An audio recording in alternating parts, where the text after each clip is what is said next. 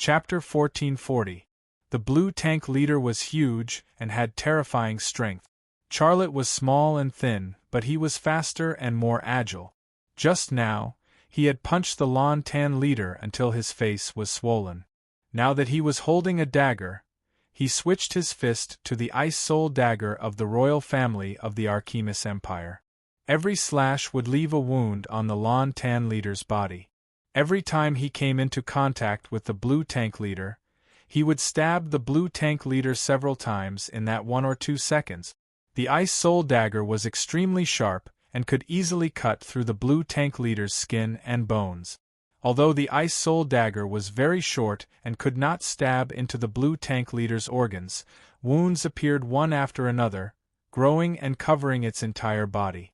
At the beginning of the second battle, the blue tank leader did not care about Charlotte and the dagger in his hand, but it quickly felt how terrifying Charlotte and that dagger were.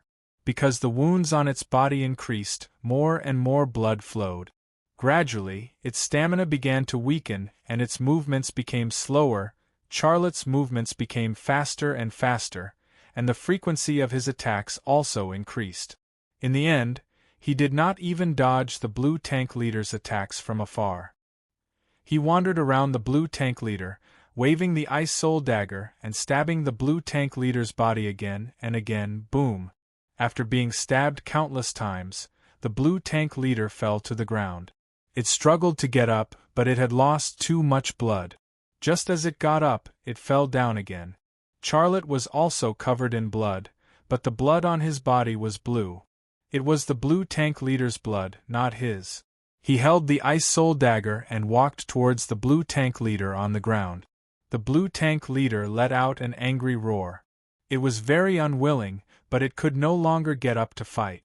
It watched as Xia Lei walked towards it with that ridiculously small dagger in his hand. It seemed to have realized something and suddenly quietened down. The blue tanks roared, but none of them charged over. Although they were all beasts, they were more trustworthy than humans. This was a battle between Charlotte and their leader. No matter what the outcome was, they would not interfere. At this time, if they wanted to save their leader, they could do it, but they didn't. They just stood there and watched, roaring and roaring in indignation. Charlotte walked in front of the blue tank leader and sent a message to it and all the blue tank. I killed your son because he wanted to eat me. Now I can kill you too because you lost. But I don't want to do that. I'll leave now. I just want you to promise me that you won't cause trouble for the Dragon Mountain tribe in the future. Can you do that? You can kill me or you can choose to let me go, but I won't give you any promises. Leader Lon Tan's message was very stubborn. At that moment, Charlotte had an impulse. He wanted to kill the blue tank leader with his icefall dagger, but when he raised the dagger to stab the blue tank leader's forehead, he hesitated. Lon Tan's leader looked at Charlotte with a strange gaze. Charlotte said, "Forget it. You don't have to promise me anything, but I've decided to let you go." Charlotte turned around and left. Suddenly, a message from Lon Tan's leader came from behind. "I won't come to this place again." A smile appeared on Charlotte's face. This was actually a disguised promise. All the blue dragons roared at the same time. Their roars were mixed with a very different voice. "Long live the boss! Long live the boss!" Applause. "Fresh flowers! Damn, don't you idiots know how to clap? You idiots don't know how to clap!" Lon Ji stared straight at Charlotte. She didn't know why the pervert label she stuck on Charlotte disappeared at this moment. Instead, it was replaced by an incomparably tall and glorious hero image. At this moment, she saw that Charlotte was so good-looking and pleasing to the eye no matter what angle she looked at him from. "Hey, girl, go back and wash your milk. Wait for my boss to eat it," Hao Fong said to Lon Ji. His square face was full of a wretched smile. "Do you think he'll suck? Or need for a while before sucking and sucking?" Strangely, Lon Ji actually just smiled this time and didn't argue with Hao Fong. "You really became an idiot." Hao Fong looked disappointed. Lon Ji still didn't say anything. Charlotte walked over. Lan Jie smiled at Charlotte. Charlotte also smiled.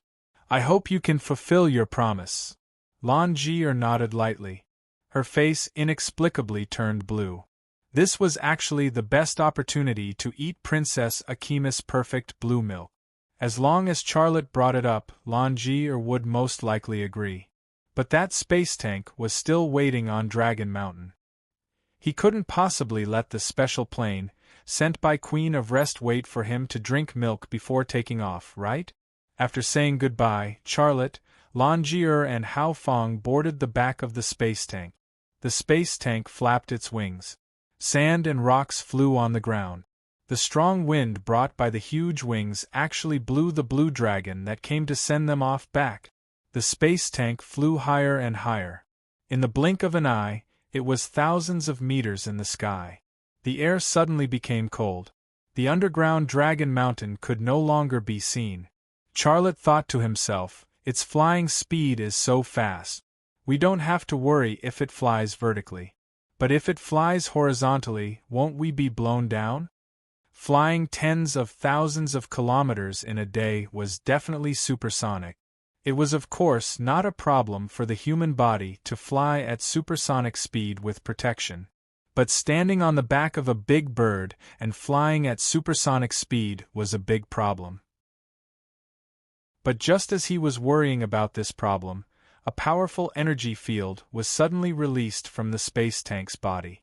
It instantly spread over thousands of meters.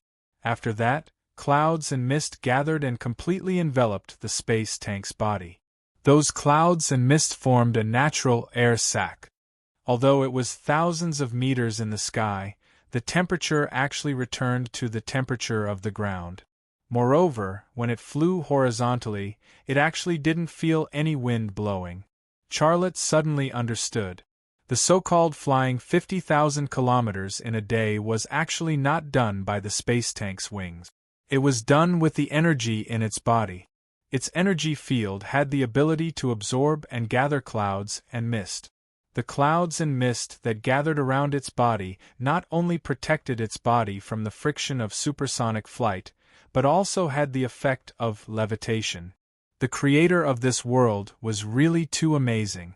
Standing on the back of the space tank and flying at supersonic speed towards the Canyon of Origin felt even more comfortable than sitting in first class.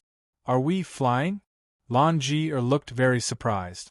Hao Feng said, Of course we are flying. I can measure the speed. We are currently flying at twice the speed of sound. For the first time, Hao Feng didn't call Lan Jie an idiot or a poisonous woman. At this time, Charlotte caught the information from the space tank. Human kid, I saw your battle with that blue tank. You are the first human I've seen who used your fist to beat up a blue tank. I believe your name will soon spread throughout the entire Forest of Rest. Charlotte smiled. I was just lucky. The space tank's message. Don't hide anything. I know your strength. All right, I have a question for you. Charlotte sent a message. Do you know a person called Holy Thunder? Why are you asking about him? The space tank's reaction was very strange. It seemed to be very sensitive and didn't want to talk about this topic. Charlotte's message. I saw the image of Holy Thunder coming to the Forest of Rest. He rode on a space tank. I'm just asking casually. I don't want to know anything. It's my grandfather, Qin Kong. It was a very good friend of Holy Thunder. My name is Qin Quebec. I've lived for 300 years. The space tank's message. Is Holy Thunder really dead? Dead. I'm very sure. Because my grandfather died together with him. Charlotte was silent. His heart was filled with melancholy. Qin K sent a message. I'm going to focus on flying. Don't disturb me anymore. If you have any questions, please wait until I fly to the Canyon of Origin. Charlotte nodded. All right. No problem. The space tank stopped sending messages and focused on flying. Hao Feng suddenly said, Damn! It's accelerating. So fast. We've reached 3 times the speed of sound. Xiaolei's heart was filled with shock. 3 times the speed of sound. Even a titanium alloy would become red hot from the friction in the atmosphere. But he couldn't feel anything on the back of the space tank. There were clouds all around. There wasn't even a trace of wind. Longier moved to Charlotte's side and then moved to Charlotte's ear. Let it sleep for a while. Xiaolei was stunned for a moment. Hibernation. Longier's voice became even softer. It can sleep. It's a robot after all. Some of its functions can be controlled. For the people who made it, if they keep it running, the energy consumption will be a huge expense. Why? Sometimes you're extremely smart, but sometimes you're as stupid as a horned pig. Longier rolled her eyes at Charlotte. Her cheeks were slightly blue. What did I promise you? Charlotte suddenly came to a realization. His heart was filled with excitement. She was taking the initiative to feed him milk.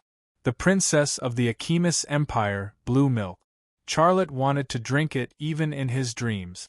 Now that Longier had taken the initiative to fulfill her promise and was going to milk him, how could he not be moved? However, when Charlotte shifted his gaze to Hao Fong, he couldn't say anything. Hao Fong's ears had been pricking up. Although its ears were virtual, they flapped like a dog's ears. It heard Longier's whispers. Xiaolei was looking at it eagerly, and it had seen it too. Cough cough. Hao Fong slowly walked in the direction of the space tank's tail. As it walked, it muttered to itself, "What the F***ck, what's that sound coming from there? Could it be a Blue Moon People's spaceship? I'll go take a look." Charlotte's mood instantly relaxed. He liked Hao Fong more and more. Sometimes, he even suspected that it was an old hooligan who was well versed in accidents and not some ancient robot. Hao Fong disappeared into the thick fog. Charlotte reminded, "Hao Fong, be careful. Don't fall down." Hao Fong's voice came from the fog. Okay, go drink your milk. But be careful, she might poison it." Charlotte was speechless. Longier looked in the direction Hao Fong left. It looked like it wanted to disassemble Hao Fong into parts. Charlotte smiled. "It just has a cheap mouth. Don't take it to heart. There's no need for you to say good things about it. It must have been designed by someone who's against the royal family," Longier said angrily. The conflict between her and Hao Fong couldn't be resolved with one sentence from Charlotte. "Okay, let's not talk about it. Let's get back to business." Charlotte stared at Longier's plump breasts. "Are you sure you want to do it here?" Longier said, "If I don't fulfill my promise, how can I expect you to? You could have killed the leader of the Blue Titans, but you let it go. Although you're lecherous, dirty, and sometimes shameless, sometimes you have a glorious and noble side. I believe you'll fulfill your promise, so I'll fulfill mine. Come on, how do we start?" Charlotte said, "It's not complicated at all. Just look into my eyes." Longier looked into Charlotte's eyes. She suddenly realized that Charlotte's eyes were as black as ink. They were completely black, like a bottomless black hole in the endless starry sky. Then, her consciousness started to blur, and she didn't know anything. Chapter 1441. When Longier woke up, her surroundings were pitch black. There was no light. However, it was not the kind of deep darkness where there was no light at all. Her eyes could vaguely see her surroundings. She was still on the back of the empty tank, covered with a blanket. She also saw 2 small glass bottles beside her. She recognized those bottles. They were the ones that Charlotte had stolen from Uriah's tent to store milk. Suddenly, her chest felt sore and swollen. That feeling was like 2 plump breasts were filled with warm water. It was so bloated that she felt uncomfortable. She had to let out the warm water to feel better. This feeling. Do I really have milk? Longier hurriedly reached into the blanket, grabbed one of the plump breasts, and squeezed it tentatively. This squeeze instantly squeezed out a stream of warm liquid that sprayed onto the blue tank armor that was sticking to her skin, and then flowed along the inside of the blue tank armor to her lower abdomen, giving her a hot and itchy feeling along the way. Although she could not see what it was, as a woman, she knew very well what it was. She really had milk. Behind her came Charlotte and Hao Feng's voices. Lan Jie looked back and saw Charlotte and Hao Feng talking at the back of the empty tank. Hao Feng showed Charlotte the projection of an unknown machine. Charlotte seemed to be very engrossed in it. Why is he learning the technology of the Ahemus Empire? He might as well train himself and make himself stronger. Lan Jie thought to herself. Lan Jie's gaze moved from Charlotte and Hao Feng to the 2 glass bottles next to the blanket. She hesitated for a moment, but finally took off the blue tank armor under the blanket. She took the 2 glass bottles into the blanket and prepared a drink for Charlotte naked. She was originally lying down, but she soon realized that she could not complete the action of collecting while lying down. She got up and sat on the empty back of the empty tank, wrapped in the blanket. She held a glass bottle in one hand and a blue plump breasts in the other. She squeezed a little. There was more and more blue liquid in the glass bottle, and Lanji's face was getting bluer and bluer. She had never thought that she would have such a shameful feeling while squeezing herself.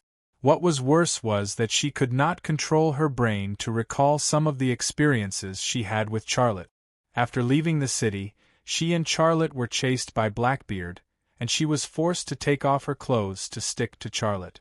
In the corridor of rest, in the lair of that lawn tan, she stuck Charlotte on her back, and Charlotte actually used his something to fiercely poke her, almost. Those exciting and shy scenes kept appearing in her mind. Her hands were doing the work of milking. As she squeezed, Lan Jie couldn't help but have the urge to call Charlotte over to eat with her. But in the end, she endured it and filled the 2 glass bottles with her teeth. After filling 2 glass bottles, she turned around and called out, "Xia, come here for a moment." "Okay, right away." Charlotte's voice came.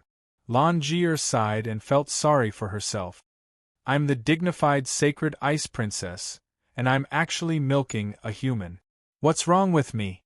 On the other side, Charlotte said to Hao Feng, who had ended the projection, "Don't come over and disturb me. Her milk is very important to me. You stay here obediently. After I drink my milk, I'll give you some energy with a purity of 96%. Hao Feng looked at Charlotte with shining eyes. "Master, don't worry and drink your milk. Even if someone points an energy cannon at my butt and asks me to come over, I swear I won't do it." Charlotte smiled and left Hao Feng to walk toward Lanji.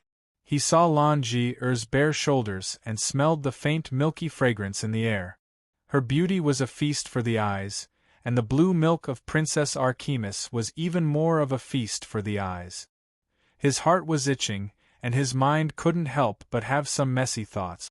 Lan Jie grabbed the blanket tightly and did not dare to look at Charlotte in the eyes. She said shyly, "I squeezed 2 bottles for you. Drink it while it's hot, and then I'll squeeze more for you. There's too much of it, and it's uncomfortable." "Why are there so many?" Charlotte asked casually, and his gaze shifted to the pair of peerless peaks in front of Lan Jie's chest. In the end, he did not control his eyes, which were strengthened by desire and desire. His eyes jumped slightly and pierced through the thin blanket. He immediately saw the blue breasts under the blanket. Although they were not as big as Polysize, they were firmer than Polysize, and their shape was more natural. The 2 blue breasts were still emitting blue Archimus perfect princess blue milk. Their reserves were really abundant. Lan Jie rolled her eyes at Charlotte. "Drink it while it's hot. It might not taste as good when it's cold." Only then did Xia Lei retract his gaze from the 2 blue plump breasts he had gifted her. He picked up a bottle of Archimus Princess Blue Milk, brought it to his lips, and gulped it down in one go. Archimus Perfect Princess Blue Milk was the milk he dreamed of drinking. Now that it was in his mouth, he could not care less about his table manners. Gulp, gulp, a bottle of Archimus Perfect Princess Blue Milk was poured into Charlotte's stomach, and he began to lick the bottle. Just as his tongue circled around the bottle, he began to savor the taste of Archimus Perfect Princess Blue Milk.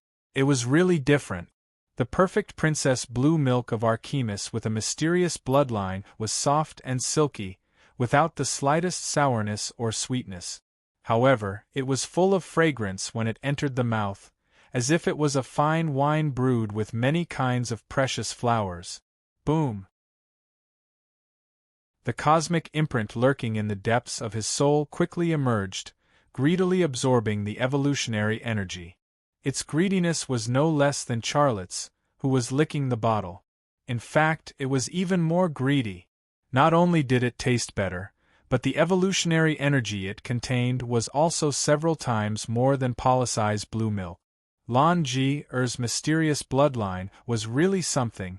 Purer and richer evolutionary energy flowed in his body. Not only did the cosmic imprint appear, but even the power of the imprint became more active. Under the dual drive of the cosmic imprint and the power of the imprint, his body also entered a state of unprecedented activity. Every blood vessel and every cell in his body seemed to be cheering and singing. This has the level of evolution increased? Charlotte could not help but guess. Longier coughed. How long are you going to lick? Just drink it. When you're done, give me the bottle. I'll squeeze more for you. Only then did Charlotte come back to his senses. She had an endless supply of perfect Princess Ahimes blue milk, and he was licking the bottle in front of her. What was this? Charlotte drank the second bottle of perfect Princess Ahimes blue milk in one go. After drinking it, he licked the bottle clean before handing the 2 bottles to Longier. He then looked at Charlotte eagerly, waiting for her to squeeze more milk for him. Longier rolled her eyes at Charlotte. What are you looking at? Turn around. How am I supposed to squeeze for you if you're looking at me like that? Charlotte turned around, and very soon, he heard a rustling sound behind him. It was the sound of Longier putting the bottle under the blanket. Soon, his ears caught a new sound. It was the extremely subtle sound of Longier's hand squeezing the plump bottle, as well as the sound of the plump perfect Princess Ahimes blue milk. His ears even caught it. This kind of sound could not be heard normally. However, this was just the beginning. As the medicinal effect of the perfect Princess Ahimes blue milk continued to ferment and strengthen in his body, the extraordinary state that he felt as if he had become a god appeared again. This time, it was even more obvious and intense than when he drank Longier's top-grade blue milk. In his new godlike state, not only could his ears hear the sound of the perfect Princess Ahimes blue milk spurting out, he could even hear the sound of the perfect Princess Ahimes blue milk being squeezed out of the blue Jill's fullness and flowing towards the exit. His vision instantly pierced through the thick fog that enveloped the sky, and he saw the situation on the ground of the forest of rest. He saw a bird chirping in the canopy of a tree. Its nest was just beside it, and there was a baby bird crying piteously for food in the nest. At the same time, the branding power in his body continued to strengthen, like a river circulating in his blood vessels. Over and over again, it synchronized with his heartbeat and breathing, perfectly fusing with him. Every cell in his body was being nourished, cleansing the impurities produced by division and perfecting the evolved genes.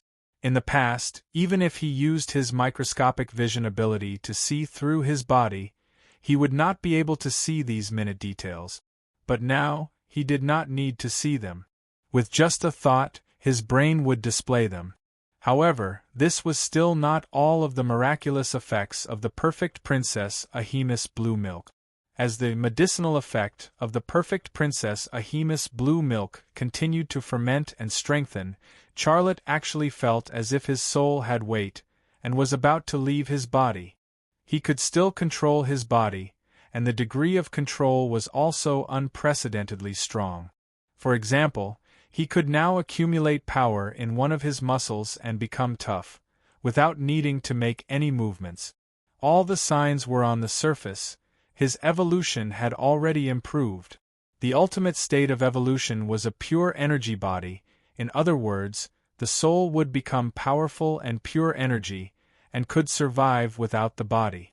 There would be no aging, no diseases, and it could survive for millions of years or even longer. Now, he could already feel that his soul had a slight weight, and this was clearly the beginning. However, his path of evolution was, after all, different from Isotab and Kasharuiz.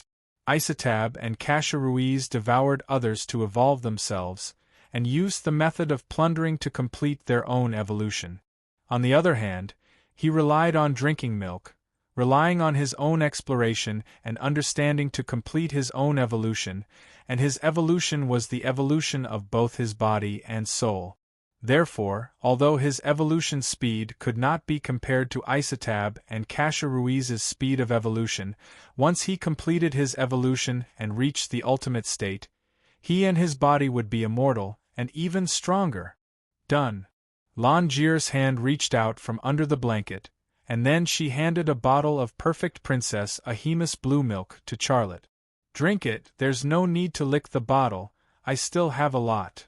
After squeezing so much, there was still a lot left. It was really a small milk cow. Charlotte turned around and took the bottle of perfect Princess Ahimus blue milk that Longir handed him, and looked at her with burning eyes. "Thank you." "Thank me for what?" "Your milk." Charlotte then added, "Your milk is the best milk in this world." "Did you say the same thing to Polisai?" "No, absolutely not." Charlotte drank a mouthful of perfect Princess Ahimus blue milk. He could not bear the delicious taste of the wine, and he looked intoxicated. Longir's lips curled into a smile, and she thought to herself, "I've found your weakness, humph." How could Charlotte care about Longir's thoughts? He was already intoxicated, and he felt that he was the happiest man in the world. Chapter 1442. The light of dawn penetrated the clouds and shone on the back of the Titan. The blue scales reflected the light slightly, creating a beautiful illusion. "Boss, boss, wake up, wake up!" Hao Feng's sorrowful cry broke the silence in the clouds. Charlotte closed his eyes and did not respond at all. Hao Feng suddenly jumped up and pointed at Longir. "Stupid woman, your milk is poisonous." Longir slowly took out the ice soul dagger and said slowly, "You've been in the Empire's royal family, so you must know the origin of this dagger, right? It can cut through Lon Tan's skin like paper, and can even cut through metal. If you disrespect me again, I'll—" She suddenly waved the ice soul dagger at Hao Feng and said fiercely, "I'll cut you into a pile of pieces." Hao Feng was startled. Although Longir's action was just to scare it, and she wasn't really going to stab it, it still jumped away. I won't scold you," Hao Feng said, "but you poisoned the strongest and most magical man in the world. Do you know how pure the energy in his body is? The energy in his body is second only to the world stone, and the purity is 96%. Longir was stunned. Hao Feng suddenly covered its mouth, which looked like two sausages stacked together, while muttering to itself, "F***ck, I spilled the beans. That's the secret the boss told me to keep." Longir was shocked and then understood. No wonder he's so powerful and unbelievable. His body is hiding 96% pure energy, second only to the world stone. He's the hope of the Achimus Empire and also my. She seemed to have thought of something, and her cheeks turned slightly blue. "What are you thinking about?" Hao Feng said cautiously. "I'm warning you, although my boss is poisoned, I'm still here as a strong guard. Don't even think about touching my boss." Longir shook the ice soul dagger. Hao Feng covered his sausage mouth with his hand. Longir walked to Xia Lei's side and quietly looked at him. Charlotte's skin was slightly red, as if he was drunk. He had never gotten drunk on milk before, but this time, after squeezing a few bottles of Princess Archimedes' blue milk, he was really drunk.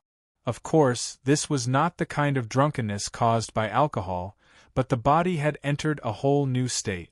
His soul, his brain, his body, his bones and muscles, his branding power, everything about him was changing. In order to adapt to the new state, his brain released sleep and rest signals, allowing his body to fully relax and rest, which was why he looked like he was drunk. Lan Ji squatted beside him and reached out to gently stroke Charlotte's cheek. Charlotte's skin was very smooth and tender. It felt extremely good to the touch. She couldn't help but spit at the sensation. Pervert, your skin is better than many women's. Charlotte still had no reaction. He didn't have any thoughts at the moment, and he didn't have any sense of vigilance towards everything around him. Fortunately, he was on Kong Tan's back. If he was in the Forest of Rest, it would be very dangerous. It was also luck that he drank Lan Ji's Princess Archimedes' blue milk on Kong Tan's back. If he drank it in the Forest of Rest, it would be very dangerous. Lan Ji's lips curled into a smile. You're a man with a story and a secret. I will definitely unravel your secret. Also, let me tell you, since you drank my milk, you're mine now. If Charlotte heard this, he wouldn't remember it, nor would he have any reaction. Kong Tan continued to fly forward. When the sky brightened, the fog surrounding its body slowly dissipated. It flew lower and lower until it reached the sky above a canyon. Charlotte had finally woken up. The moment he opened his eyes, they seemed to shoot out two rays of light that seemed to be real. His pupils were dark and deep, as if his gaze could see through everything. Boss. Haha. Boss, you're awake. Hao Fong exclaimed in surprise. I thought you were poisoned by that idiot. Whose milk was it? Charlotte didn't seem to hear it. He stood up from Kong Tan's back. He looked at the canyon below Kong Tan. In that instant, all the details that he saw rushed into his mind. The towering trees, the rushing river, even the leaves on the treetops, the fish in the river, and the grass by the river were all within his field of vision. And he was currently at least 5,000 meters away from the canyon. Not only could he see the details, he could even hear the sounds coming from the river on the surface.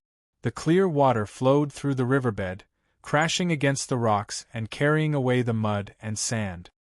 He now had a feeling that he had the clairvoyant and clairaudient ability from Journey to the West. What was even more strange was that he could feel the sky, the earth, the forest, and the river breathing. They all had their own unique aura of life. Nature created all things, and all things formed nature. He was a member of this world, just like the air, the rocks, the flowing water, and the soil. All of this made him feel extremely powerful, and it also made him feel extremely close and comfortable. What's wrong with me? What did Lan Ji's milk awaken? Did its milk activate my evolutionary code? A bunch of questions popped up in Charlotte's mind. We're here. Lan Ji's voice was full of excitement. This is the Canyon of Origin. This is the Canyon of Origin. Charlotte came back to his senses. His gaze shifted to Lan Ji. His eyes were full of gratitude and kindness. Her milk made him stronger, and it also allowed him to see some of the mysteries of the path of evolution. These were all very important to him. The grace of receiving a drop of milk should be repaid with a spring. This was probably how he felt at the moment. Lan Ji smiled at Charlotte. That smile was naturally sweet. Charlotte was slightly stunned. Lan Ji's reaction was very novel to him. In the past, when he stared at her, she would either stare at him or roll her eyes at him. Sometimes she would even call him a pervert. But this time, she actually smiled at him, and it was such a beautiful smile. Do I look good? Lan Ji asked. Charlotte nodded. Yes. Hee. Lan Ji laughed. Her laughter was as clear and melodious as a silver bell. Wah. Wah. Hao Fong covered its square body and bent over to vomit. So disgusting, so disgusting. My back is going numb. I can't. I'm going to die, I'm going to die. Lan Ji extended her hand to the ice soul dagger at her waist. Hao Fong then straightened its body and shut its mouth. At this moment, Charlotte received a message from the Titan space. We're here. I'll put it in the Canyon of Origin. Okay, thank you, Sparrow. Charlotte sent the message. The Titan sparrow landed on the ground.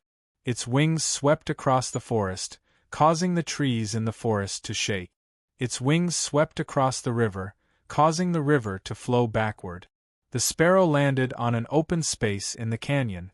Lush weeds grew on the ground. Countless wildflowers bloomed under the eternal sun's sunlight, creating a myriad of colors.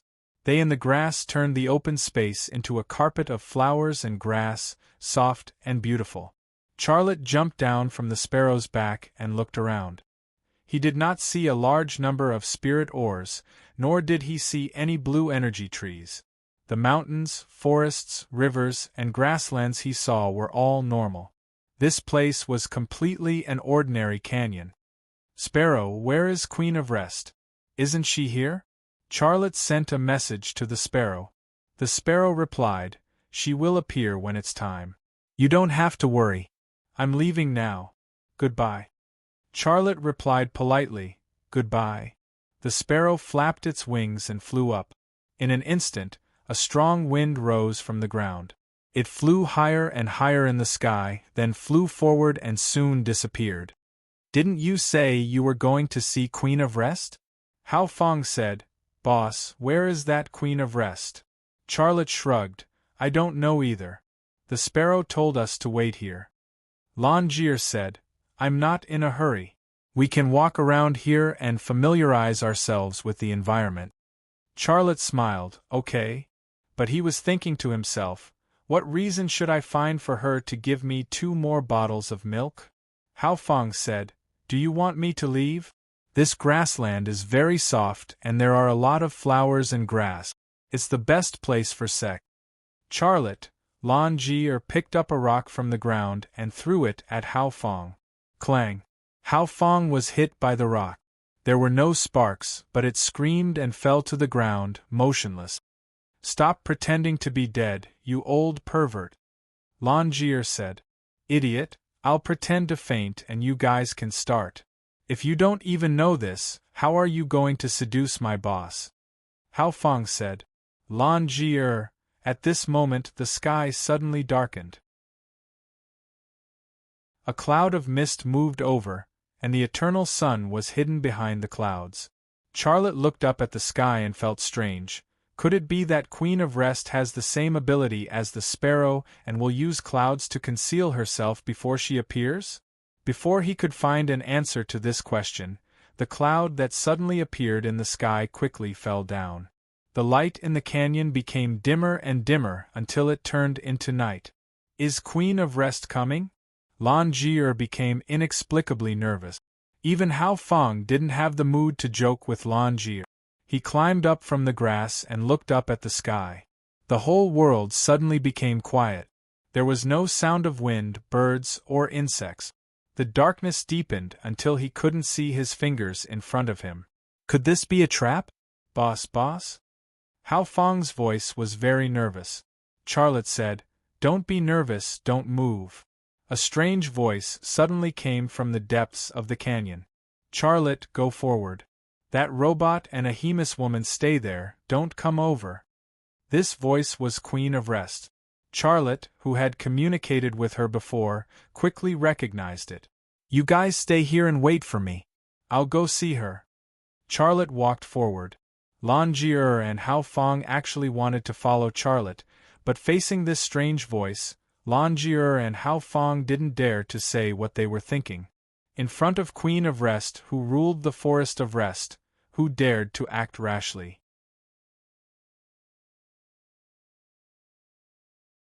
Chapter 1443. Charlotte walked forward. He couldn't see anything. The road under his feet was very flat.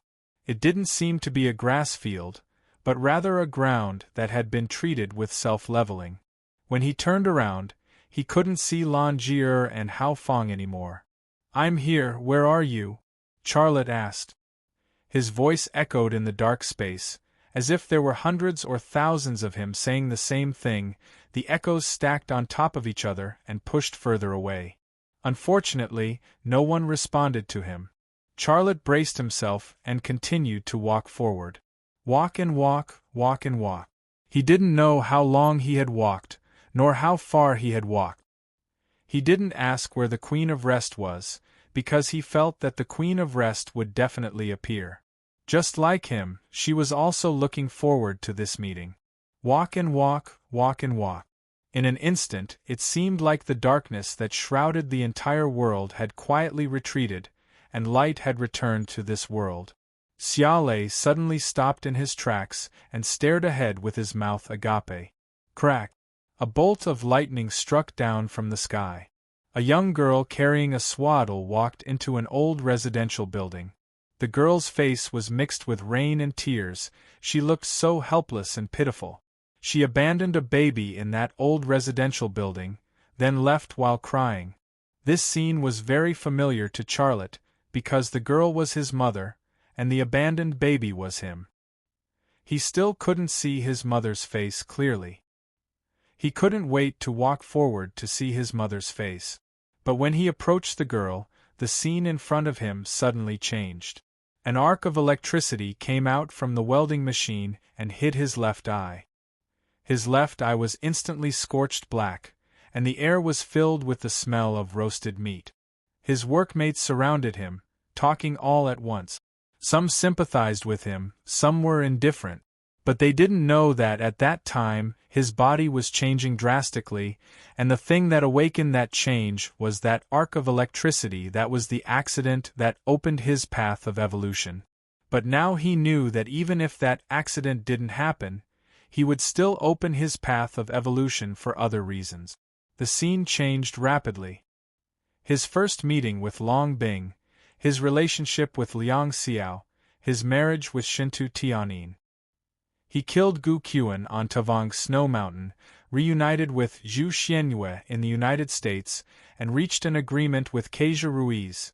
The past appeared like snowflakes and then melted away. New snowflakes kept appearing and snowflakes kept melting. He had personally experienced those past events, but now that it reappeared in front of his eyes, he felt that he was just a bystander. Finally, the scene of him leaving Earth appeared before his eyes. In the mysterious Sky Castle's core hall, Isadabu put aside the grudge between them at the most crucial moment and saved him. Then the Sky Castle flew into the boundless darkness, and everything fell into darkness. Nothing could be seen.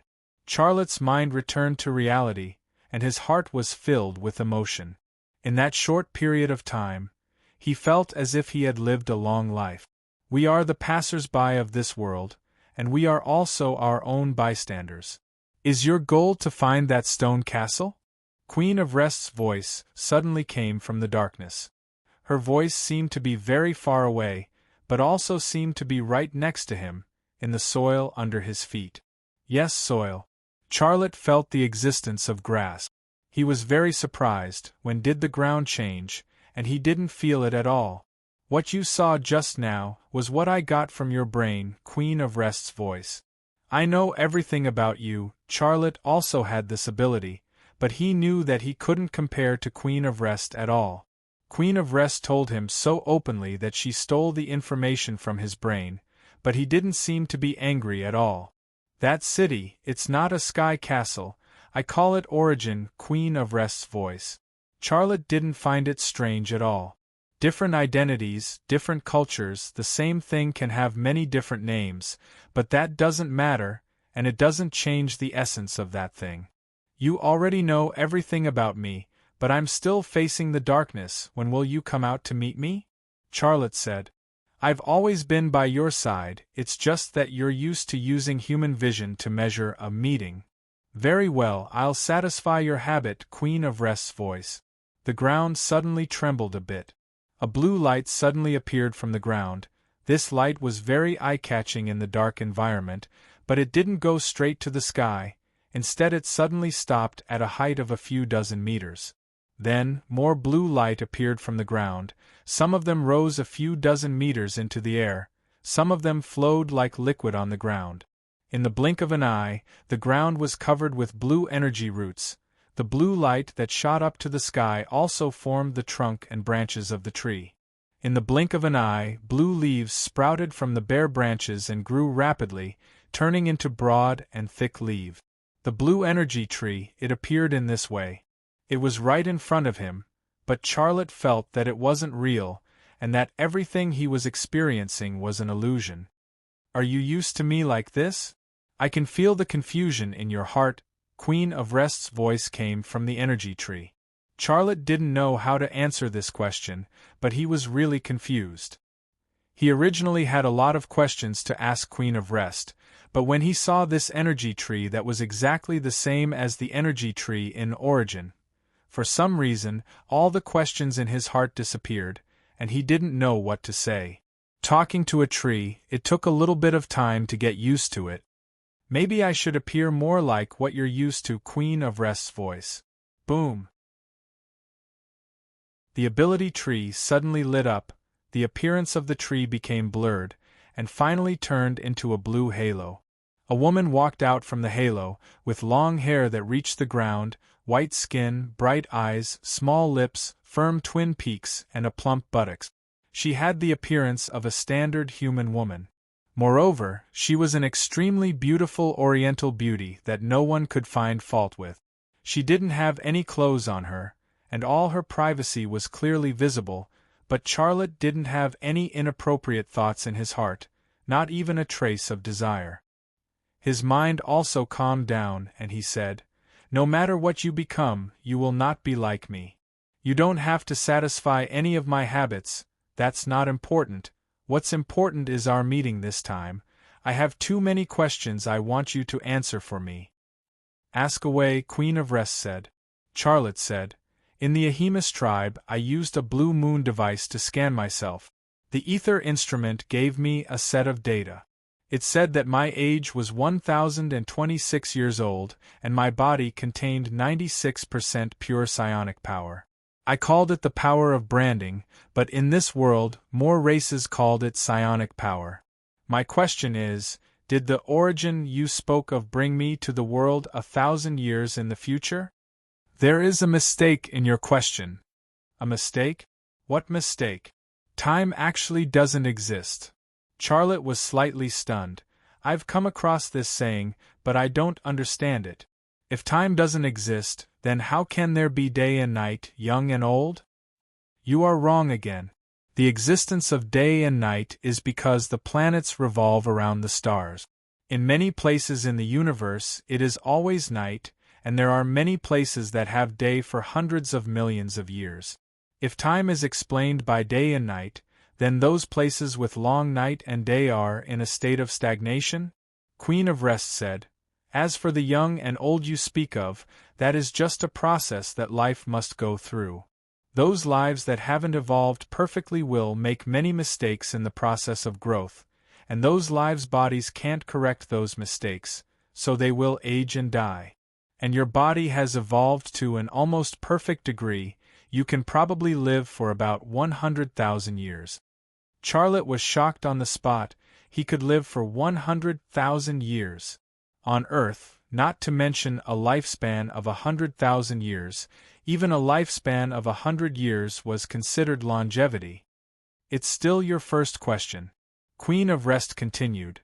"You are not in the world 1,000 years in the future, you are just in another world. Your wife and children are still in your original world. I know you are very eager to go back." "Can I still go back?" "That will depend on your efforts. If I am not in the world 1,000 years in the future, then what world am I in?" Queen of Rest did not answer. Charlotte asked, "If I am not in the world 1,000 years in the future, where did the humans of this world come from?" "They speak Chinese, that is the Han language of Earth. The humans of this world can't just appear out of thin air, right? The Han language can't spread here from Earth, right? What's going on?" "Because of the origin." "That stone city?" "Yes," Queen of Rest said. "It is the existence of planting civilization." "Planting civilization?" Charlotte was stunned on the spot. Queen of Rest said, "It sowed seeds in this universe, and everywhere it goes, new species will be born, new civilizations will be born. It wants the humans of Earth to appear in this world, so this world will have humans. It wants the humans of this world to speak Chinese, so this world will speak Chinese. Charlotte suddenly remembered Kasia Ruiz's description of Isotab. He said that Isotab's mission is to rebuild her civilization, and unlocking the secret of the world box is the only way. Thinking of this, his heart suddenly trembled. Could it be? I am in the world of the world box? The world box, the world box. That name is actually the answer. It sowed life, gave birth to civilization, played the role of Prometheus.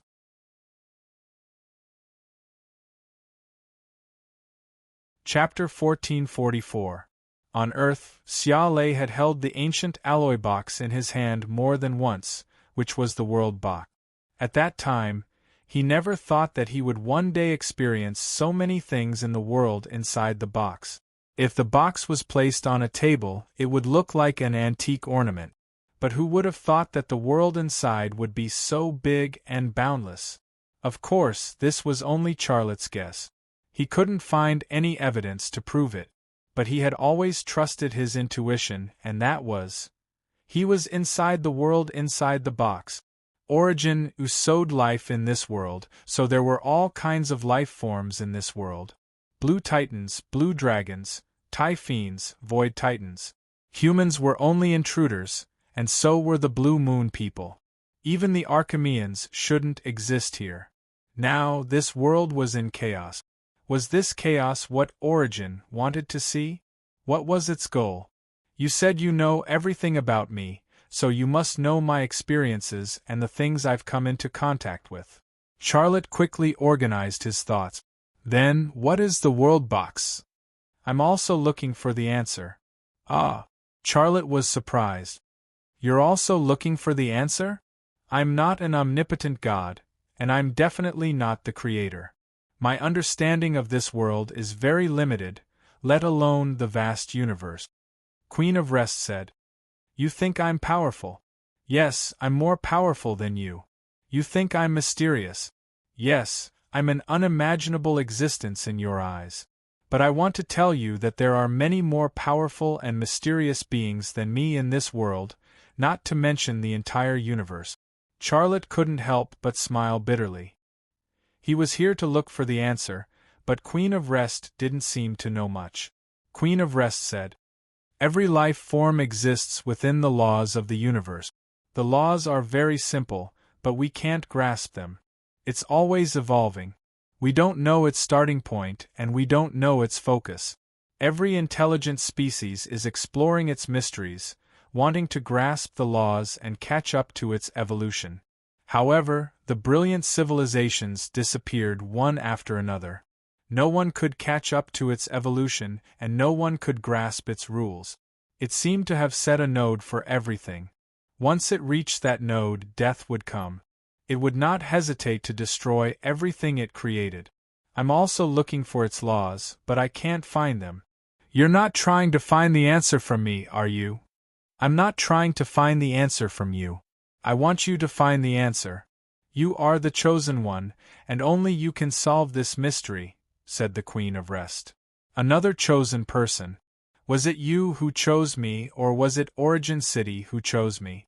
Or did the world box choose me? Both. Charlotte was stunned. What kind of answer was that? When you came to me, the first thing you saw was your mother abandoning you. But don't you find it strange that you don't have a father? Do you know who my father is? You don't have a father. You are a seed planted by Origin. Ahahaha. Charlotte couldn't help but laugh out loud. The Queen of Rest continued. It's not that you don't believe it, you just don't want to accept it. Because you believe that you should have a father and a mother, because everyone in the world you were born in had a father and a mother. But the truth is the truth. Even if you don't accept it, you can't change that fact. Charlotte couldn't laugh anymore. The information he got from his father, Xia Changhe, was indeed like this. His mother was an unmarried girl who didn't even have a relationship. He didn't have a father. After finding out about his birth, he had thought about why he didn't have a father and where he came from more than once. Unfortunately, he couldn't find the answer. And now, the Queen of Rest had given him the answer. The mystery of his birth was finally solved, but he still couldn't accept it. You said that origin created me. Charlotte was silent for a while before asking, why did it do that? The Queen of Rest sighed. The reason is very complicated. I don't know either, but there's one thing I'm sure of. You are the chosen one. All right, I believe you. But if origin created me, why didn't it make me stronger? When I was young, I was weak and sickly. The doctors in the hospital even said that I wouldn't survive. Why is that? If I'm the chosen one, carrying an important mission, then shouldn't I be strong and perfect from birth?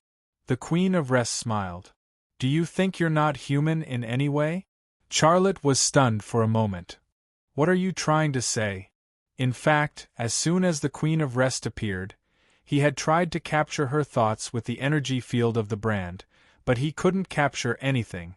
The Queen of Rest said, Origin sowed life. It created a real human. You will get sick. You will suffer. Only after experiencing that will you understand the definition of a human and where the path of human evolution lies. It chose you. It created you. That's what it should do. Once you're born, how you develop, how you evolve, that's your path. It can't control it. The rules of the universe are extremely powerful. Even it can't change anything. Can't jump out of the rules and mold a newborn into a perfect and powerful God. The Queen of Rest's words made Charlotte understand something, but he was still confused. But he wasn't surprised. In the vast and boundless universe, he was a tiny existence. Even the Queen of Rest didn't know about the rules of the universe. How could he know? How could he guess why he was born? You've always suspected the identity of your chosen one. You've always been looking for the answer. But isn't the answer in you? Origin, who created you and brought you to this world. Isn't that proof? Charlotte had always suspected the identity of his chosen one. He had always been looking for the answer. Now that the Queen of Rest had pointed it out, the fog in his heart had quietly dispersed. I think I've solved the confusion in your heart. Don't you humans have a saying? The onlooker sees the game more clearly than the onlooker. Some truths have always been around you, but you've ignored their existence. The Queen of Rest smiled. Do you have any more questions? Charlotte thought for a bit and said, I found a crystal skull on Earth. I also found a crystal hand in the Forest of Rest. I'm sure they came from the same body. They both have mysterious and powerful powers. Can you tell me whose bones they belong to? I learned about the crystal skull from your memory. It's very mysterious, but I don't know whose bones it belongs to. Charlotte was surprised. I found that crystal hand in the Forest of Rest. You're the ruler of the Forest of Rest. How could you not know where it came from? I really don't know. I can only control where the roots spread, but I can be sure that the place where you found the crystal hand didn't have any roots. At this point, the Queen of Rest's eyes moved to the equipment bag on Charlotte's back. The crystal hand you mentioned, is it in your bag right now? Charlotte was a bit surprised. You don't know. The Queen of Rest replied, I can't sense its existence. It doesn't seem to want me to find it. I'll show it to you. Maybe you'll get a hint, Charlotte said as he was about to take off his bag. No. The Queen of Rest stopped Charlotte. You don't need to show it to me. Why? There's no why. I'm not as curious as you humans, the Queen of Rest said. If it doesn't want me to find it, then it must have a reason.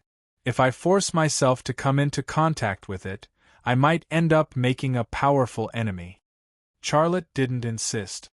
All right, I'll find the answer to the crystal skull and crystal hand myself. I have one more question. Tell me the answer. Where is Origin right now? The Queen of Rest shook her head. I don't know. Charlotte tried asking again. You were also in Origin at the time, right? The Queen of Rest replied, I know how you came to this world. But let me tell you, the energy tree you saw in Origin wasn't me. There are no unique species. Furthermore, that one seems to be a male tree. Energy trees have genders. Xia Lei's heart was filled with surprise, but he was also very disappointed. The thing he wanted to find the most in this world was that stone city, because it was related to whether or not he could return to Earth. But even the Queen of Rest didn't know where it was. How could he find it? I know this is the question you want to know the answer to the most. But in my opinion, this question is unnecessary. Charlotte smiled bitterly. He didn't want to ask any more questions. I can feel the disappointment in your heart. But what I want to tell you is that you don't need to look for it. It chose you. It created you. You carry the mission it gave you. As long as you complete your mission, it will naturally appear. A glimmer of hope suddenly ignited in Xia Lei's heart. My mission? That is why I asked Green Sparrow to bring you here. The Queen of Rest's lips curled into a gentle smile. My goal is to tell you that your mission is to find the fragment of the box of the world. You know which one it is missing. Charlotte's heart shook. All along, everything he had experienced was related to the box of the world. That last fragment was his mission. His only mission. I've received some information. Your human Heavenly Jewel Academy seems to have a clue. You should go there to take a look. The Queen of Rest said. Once I leave here, I'll go to the Heavenly Jewel Academy. Let's end our meeting here. I will have Green Sparrow send you and your companions out of the Canyon of Origin. When you find the clue, we will meet again. The Queen of Rest said. Charlotte suddenly thought of something. I won't leave the Forest of Rest directly. There is an Ahemus Empire flying ship that crashed in the Forest of Rest. I want to find it. If I fix it, I would like you to open the energy field of the Forest of Rest and let it fly out.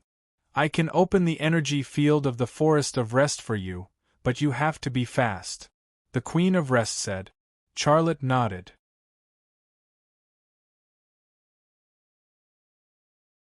Chapter 1445. Queen of Rest disappeared, the darkness also disappeared, the world returned to normal.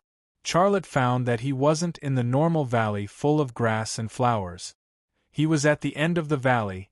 In front of him was a series of majestic mountains, each of them was at least 10,000 meters tall. He was as small as a pebble in front of these mountains. These mountains surrounded the end of the valley, forming an oval-shaped valley. And in the middle of the valley, there were spirit ores everywhere, as well as blue rocks. In the middle of a small valley surrounded by mountains, in a place surrounded by spirit ores stood a towering tree.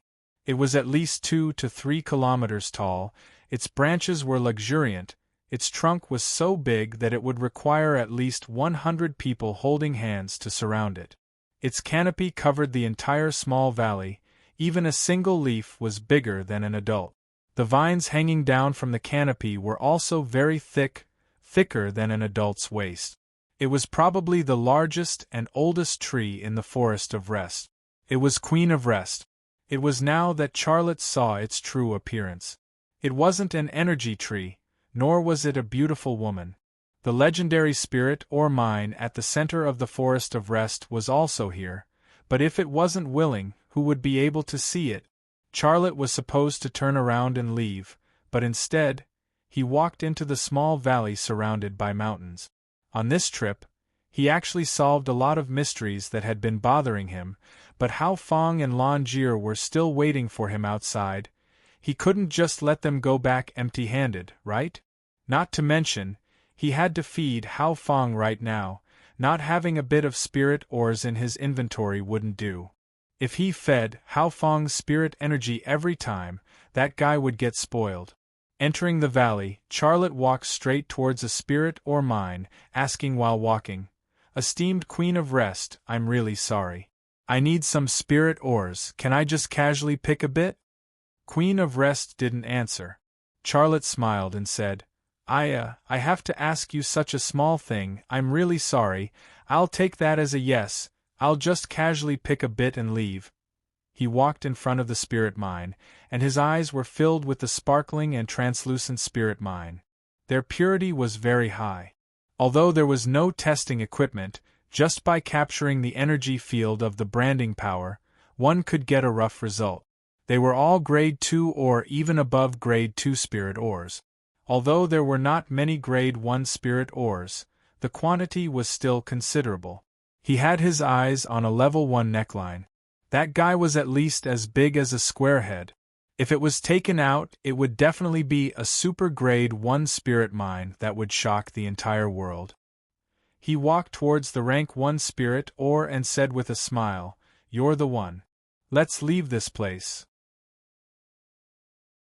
However, just as he was about to use his military knife to pry open the spirit ore, he suddenly felt a trace of alarm in his heart. Almost at the same time, the crystal skeletal hand in his equipment bag also trembled, releasing an interference energy field.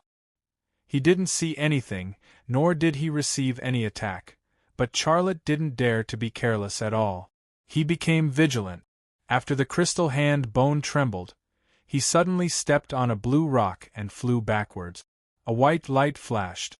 A bone spear suddenly stabbed into the blue rock that Charlotte just stepped on. Boom! The blue rock exploded, directly shattered by the terrifying power of the bone spear. The blue rock fragments flew in all directions like cannonballs, but the fragments that flew towards the Queen of Rest all hovered in the air, then slowly fell down. The scene was as if an invisible parachute had opened up on each of the blue rock fragments. It was very strange. A voice suddenly came from above, using a very strange language. Charlotte had never heard it before, but the combination of his branding power and his brain was a universal translator.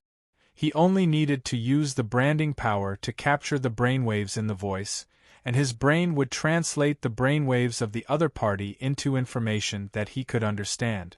The voice that suddenly spoke was, "Human, get out of here!" Xiaolei raised his head and saw a strange creature at first glance. It wasn't very big, only a bit smaller than a human. It was blue and covered with smooth, silky fur. Its head was very similar to the head of a Scottish fold, with round blue eyes, a long beard at the corner of its mouth, and its ears stood upright on both sides of its head. It looked very cute, but this image was changed by the pair of bat-like wings on its back. That pair of wings added a lot of strange and terrifying aura to it. In all fairness, when Charlotte first saw it, he didn't feel that it was very fierce at all. On the contrary, he felt that it was very cute. But it was this cute winged Scottish fold that almost stabbed him to death with a spear just now. Charlotte had never seen this kind of creature, but he already thought of the most powerful beast in the Anchi forest. The rock spirit. Was the winged Scottish fold hanging upside down on the cliff a rock spirit? Charlotte wasn't sure, and he wasn't sure. But one thing he was very sure of was that if the huge Lan Tan fought with the cute Scottish fold in front of him, the one who would lose would definitely be Lan Tan. He didn't make such a judgment casually. He made such a judgment based on the evidence. The Scottish fold hanging on the cliff was at least 500 meters away from him, but it actually used its claws to throw a bone spear that weighed dozens of kilograms at him, shattering a rock. How could such strength be described with the word terrifying? And that wasn't the only reason he made this judgment. More importantly, it used a bone spear, and the craftsmanship was quite good. This meant that it could make tools, and this alone had already surpassed the other beasts. Moreover, it could fly. If it attacked Lan Tan with its bone spear in the air, Lan Tan would probably be beaten up. Whoosh! The winged Scottish fold suddenly ejected from the cliff. At that moment, it was as if a cannonball had suddenly been fired from the cliff. After ejecting from the rock, it opened its wings, and its chubby body instantly hovered in the air. Even a real bat couldn't fly like this. You look good. If I wash you and sprinkle some pepper on you, it should be delicious. The winged Scottish fold said sarcastically on top of Charlotte's head. Charlotte wasn't nervous at all. Even if this little guy in front of him was the most powerful beast in the Forest of Rest, he wasn't afraid of it at all. Putting aside the fact that his own strength had increased by a lot, Just the fact that he was standing under the crown of the Queen of Rest's tree, he wasn't worried at all that this guy in front of him would cause him a lot of trouble. Charlotte smiled and sent his message to the Scottish fold. We are not enemies, and I don't taste good at all. Also, are you a rock spirit? You actually know such an important secret, then all the more I want to eat you. The winged Scottish fold suddenly pounced on Charlotte from the air. This was probably the reason it found for itself to eat Charlotte. Whoosh! A vine suddenly swept across the crown of the tree, and the winged Scottish fold seemed to be suddenly imprisoned. With its speed, it wasn't difficult to dodge a vine at all, but it couldn't. Puff! The huge vine whipped its round belly. Meow! It actually let out a cat's scream. In this strange scream, it was whipped higher into the sky, and then fell down like a stone from the sky. Puff! The fat Scottish folds but was facing up, its face was facing down, and its furry paws were holding its head. This was not the number one beast, rock spirit, it was simply a Scottish fold that didn't dare to face its angry owner. Queen of Rest's voice came. This rock spirit is called Sam, I let it wait for you here. If you take it out of the Forest of Rest, it will become a good helper for you. You want me to take it out? Charlotte was very surprised. He really didn't expect Queen of Rest to have such an arrangement. Queen of Rest's voice. There are not many rock spirits left. They are the elves of the Forest of Rest, and they have incredible abilities. It can help you fight, there is no doubt about that. But this guy is the most naughty child in its tribe. Its kind even publicly asked me to drive it out of the Forest of Rest. You do me a favor and take it out to train. Charlotte looked at the fat Scottish fold lying on the ground, and then looked at Queen of Rest's towering figure. He hesitated for a moment, but still nodded. Okay, I promise you, but will it listen to me? You know where I'm going, and you know what I'm going to do, and if it keeps giving me trouble, it'll interfere with my mission. Queen of Rest's voice. This, I can't guarantee, but I believe you will find a way. Charlotte, Sam. Queen of Rest's voice was full of majesty. Quickly get up and see your master.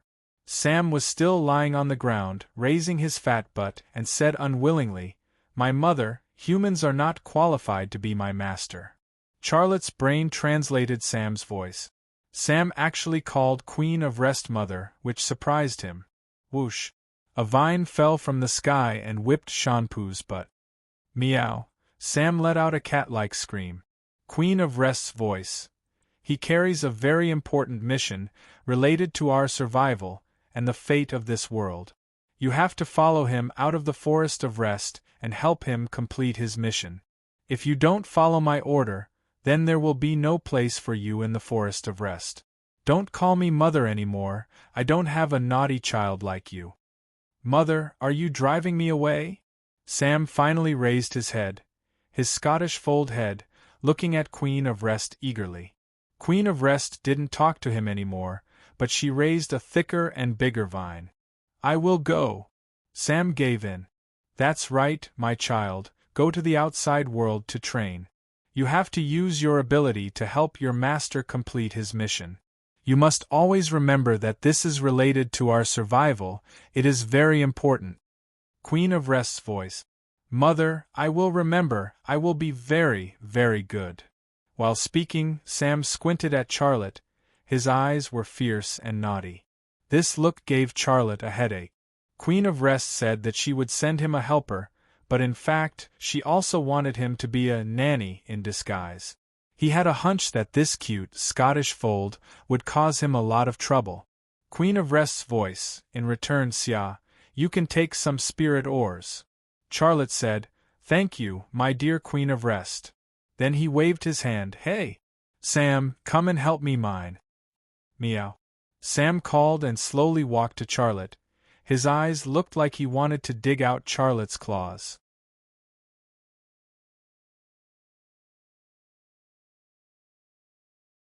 Chapter 1446. Kong Tan landed on top of a mountain. Hao Fong was discovered at the bottom of the cliff on the side of this mountain. The Ahemus Empire's spaceship also landed in the valley below the cliff. I'm going back. After you're done with your business, find a way to leave. Kong Tan sent a message. All right, thank you, Blue Sparrow. Charlotte sent a message of thanks to Blue Sparrow. He actually wanted Blue Sparrow to stay here and wait for him. If he couldn't repair the spaceship, she could send him out of the Forest of Rest. However, Blue Sparrow already said that she was going to leave, so he couldn't bring up such a request again. Go, go! Shan Pu was very annoyed. Don't think that you're the only one who can fly, I can fly too. Blue Sparrow didn't bother with Shan Pu. She took to the sky and flew far away in the blink of an eye. Stupid bird! Shan Pu looked at the direction Blue Sparrow left and cursed. Stupid cunt! Hao Fong also cursed, but it was cursing Shan Pu. After Charlotte met with Queen of Rest and brought this big cat back, it didn't like this cute but arrogant fellow at all. Lan Jie, on the other hand, was full of fear towards Shan Pu, because it was the #1 beast in the Forest of Rest, Rock Spirit. Are you really going to bring this rock spirit to the outside world? Lan Jie asked Charlotte. Charlotte replied, I don't want to bring this guy, but Queen of Rest asked me to bring it out to train. I can't refuse, not to mention I took so many spirit ores from her. There were indeed a lot of spirit ores. Charlotte's equipment was packed to the brim, Lan Jie's equipment was packed to the brim, even Hao Fong was carrying a big bag of spirit ores on his back. It wasn't easy to get to Canyon of Origin. How could he return empty-handed? The greedy Lan Jie and the greedy Hao Fong. He definitely had to take care of their interests. Hao Fong, lead the way. Charlotte said. I'm coming, my beautiful boss. Hao Fong jogged over. Shan Pu did not respond to Charlotte. It spread its wings and leaped off the cliff. Its voice was full of mockery. I can quickly complete the reconnaissance of the entire valley. By then, it would be a piece of cake for me to send a spaceship there, but I don't want to. Meow meow meow. Charlotte frowned. After leaving the Origin Canyon, this guy didn't communicate with him at all. Even with empty talks back, it still did whatever it wanted without any restrictions. It was very stubborn. Under such circumstances, if he opened his mouth to beg it, wouldn't it be arrogant to the heavens? Rock Spirit Language, Motherf ****.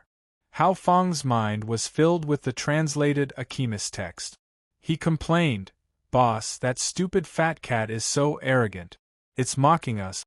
Charlotte said, Don't worry about it, but how do you know the language of rock spirits? Hao Fong said, When I left the Origin Canyon, I updated my language library. Now I know all the languages on this planet. Wait, you said you updated your language library. How did you do that? Charlotte was curious. Hao Fong lifted a small boat and pointed to the sky. Of course, it's a wireless connection. I entered the Blue Moon's network. I downloaded a language pack from the Blue Moon's network, and it includes the language of Rock Spirit. You can hack into the Blue Moon's network. Charlotte was surprised. He had a few ideas in his mind. Hao Fong said, My beautiful boss, I know what you're thinking, but I have to tell you that it's not easy.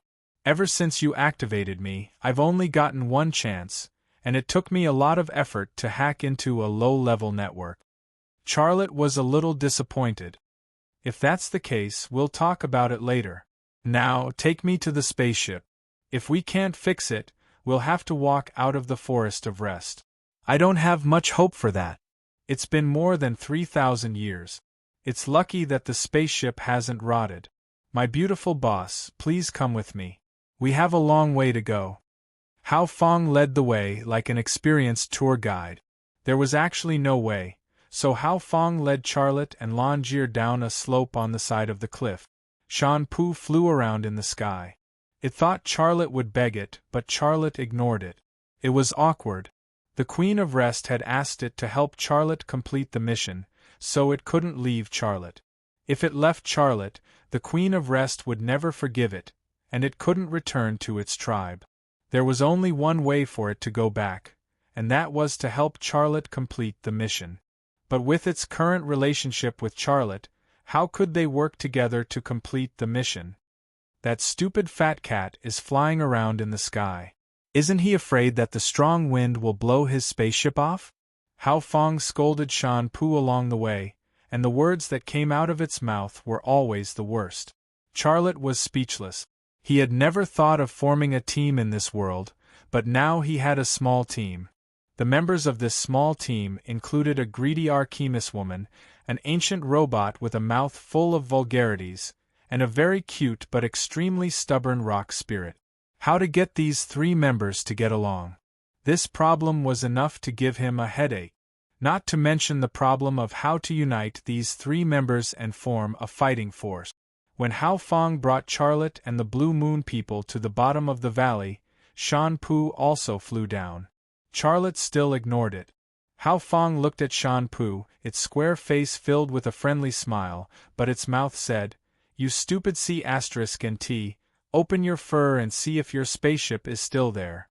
"Oh, F***ck, I remember now, you don't have a F***king spaceship, ha ha ha." Shan Pu looked at Hao Fong, then looked at Charlotte. "Hey, what is this stupid square talking about?" Hao Fong had downloaded the Blue Moon people's language pack, so it could understand Shan Pu, but Shan Pu couldn't understand Hao Fong's Archimedes language. Hao Fong was scolding Shan Pu, and Charlotte couldn't tell the truth. He smiled bitterly. "It's saying hello to you." Its name is Hao Fong. It's a very friendly robot, and it wants to be friends with you." How can a stupid robot be friends with me?" Shan Pu spat on the ground. "This fat cat dared to call me a stupid C***ntf***ck. I'll tear its stinky mouth apart." Hao Fong looked fierce. "Ha ha ha." Lan Jie laughed so hard that her breast shook. "Which one of you is the stupid C***nt? Stupid C***nt, poisonous C***nt. Stupid C***nt robot. What are these two stupid C***nts arguing about?" Shan Pu asked Charlotte. Charlotte felt a headache coming on. He ignored everyone and walked into the depths of the canyon alone. With such a team, what else could he expect? He also had a ridiculous thought in his mind. If he had to give his team a name, he felt that the name, Stupid C***nt Team, was the most realistic one. The valley was shrouded in a thick fog, and visibility was very low. The ground was wet, and a thick pile of dead branches and leaves were piled up. Charlotte's vision penetrated the thick fog, and at the same time, he was also exploring the situation on the ground to avoid the swamp trap. The width of the valley below the cliff was not wide, but it was very long. It was as if some god had used a sharp axe to split a gap in the earth, and no one knew when it would end. Exploring in such a place, even Charlotte could not speed up because he could not run quickly on the ground full of rotten leaves. Shan Pu flew to the top of the cliff again. It seemed to be disdainful to participate in Charlotte's adventure. Half a day passed just like that, and Charlotte had only walked more than 10 kilometers. After a while, Hao Fong suddenly pointed to a place and said, "It's that place. F***ck, that's where I was trampled by a few blue titans in turn." Xia Lei looked in the direction it was pointing, but all he saw was a ground covered with dead branches and leaves. There was nothing there. However, he was not surprised because more than 3,000 years had passed. Even if there were any traces back then, they would have long been covered up. "You were trampled here, so the spaceship should be nearby, right?" Charlotte said. "Yes, it's nearby," Hao Fong said. "I remember it very clearly. Let's look over there." Hao Fong walked to the front of the team and led Charlotte and Lan Jie in one direction. Roar! The roar of a ferocious beast suddenly came from the thick fog. F***ck. Hao Fong screamed and swooshed behind Charlotte. Lan Jie suddenly became nervous and said with a trembling voice, That's the voice of a blue titan." Charlotte said lightly, "It's just a blue titan. What are you nervous about?" Hao Fong was stunned for a moment and suddenly laughed out loud. "Yes. Boss, you used your fist to beat up a blue titan leader. What the F***ck is a blue titan?" Then, it returned to the front of the team and shouted, "Stupid Blue Titan! Come over if you have the guts! My boss!" Boom, boom, boom. Suddenly, the sound of blue titans running came from the depths of the thick fog. It was not one, but a group. At this time, Charlotte also became nervous. He could indeed defeat a blue titan, but that was in the case of a one-on-one duel. If a group of blue titans rushed at him, he could only run. The rumbling sound of running was getting closer and closer, and the whole valley was trembling. But before Charlotte made the decision to run, a roar that sounded like a cat's suddenly came from the sky. In the blink of an eye, a chubby rock spirit descended from the sky and blocked in front of Charlotte, Lan Jie and Hao Fong. It was holding the small bone spear in one of its claws, and then it roared into the depths of the thick fog. Shan Pu's series of roars were indeed like a cat's, but the momentum and power were more than 10,000 times that of a cat's. Its voice was very sharp. When it rushed into the depths of the thick fog, the dead branches and leaves on the ground were rolled up by the sound waves, like a river flowing in the direction of the blue titans. Without waiting for Charlotte's brain to activate the translation function, Hao Fong had already given the Ahemus translation. "I am the king of rock spirits. Queen of Rest asked me to escort these 3 idiots here to find a ship. Don't mess with me. Otherwise, the rock spirit tribe will start a war with you." After Shan Pu's roar ended, the rumbling sound of running suddenly turned and went in the opposite direction. Rock spirits were rock spirit. In the Forest of Rest, rock spirits were in existence that could not be provoked, not to mention that Shan Pu was pretending to be the king of rock spirit. Those blue titans were not crazy, they would not provoke the rock spirit tribe and Queen of Rest. They came and went as quickly as they came. The crisis was resolved just like that, but Charlotte did not feel happy at all. He actually became an idiot. Was this team really going to become an idiot team?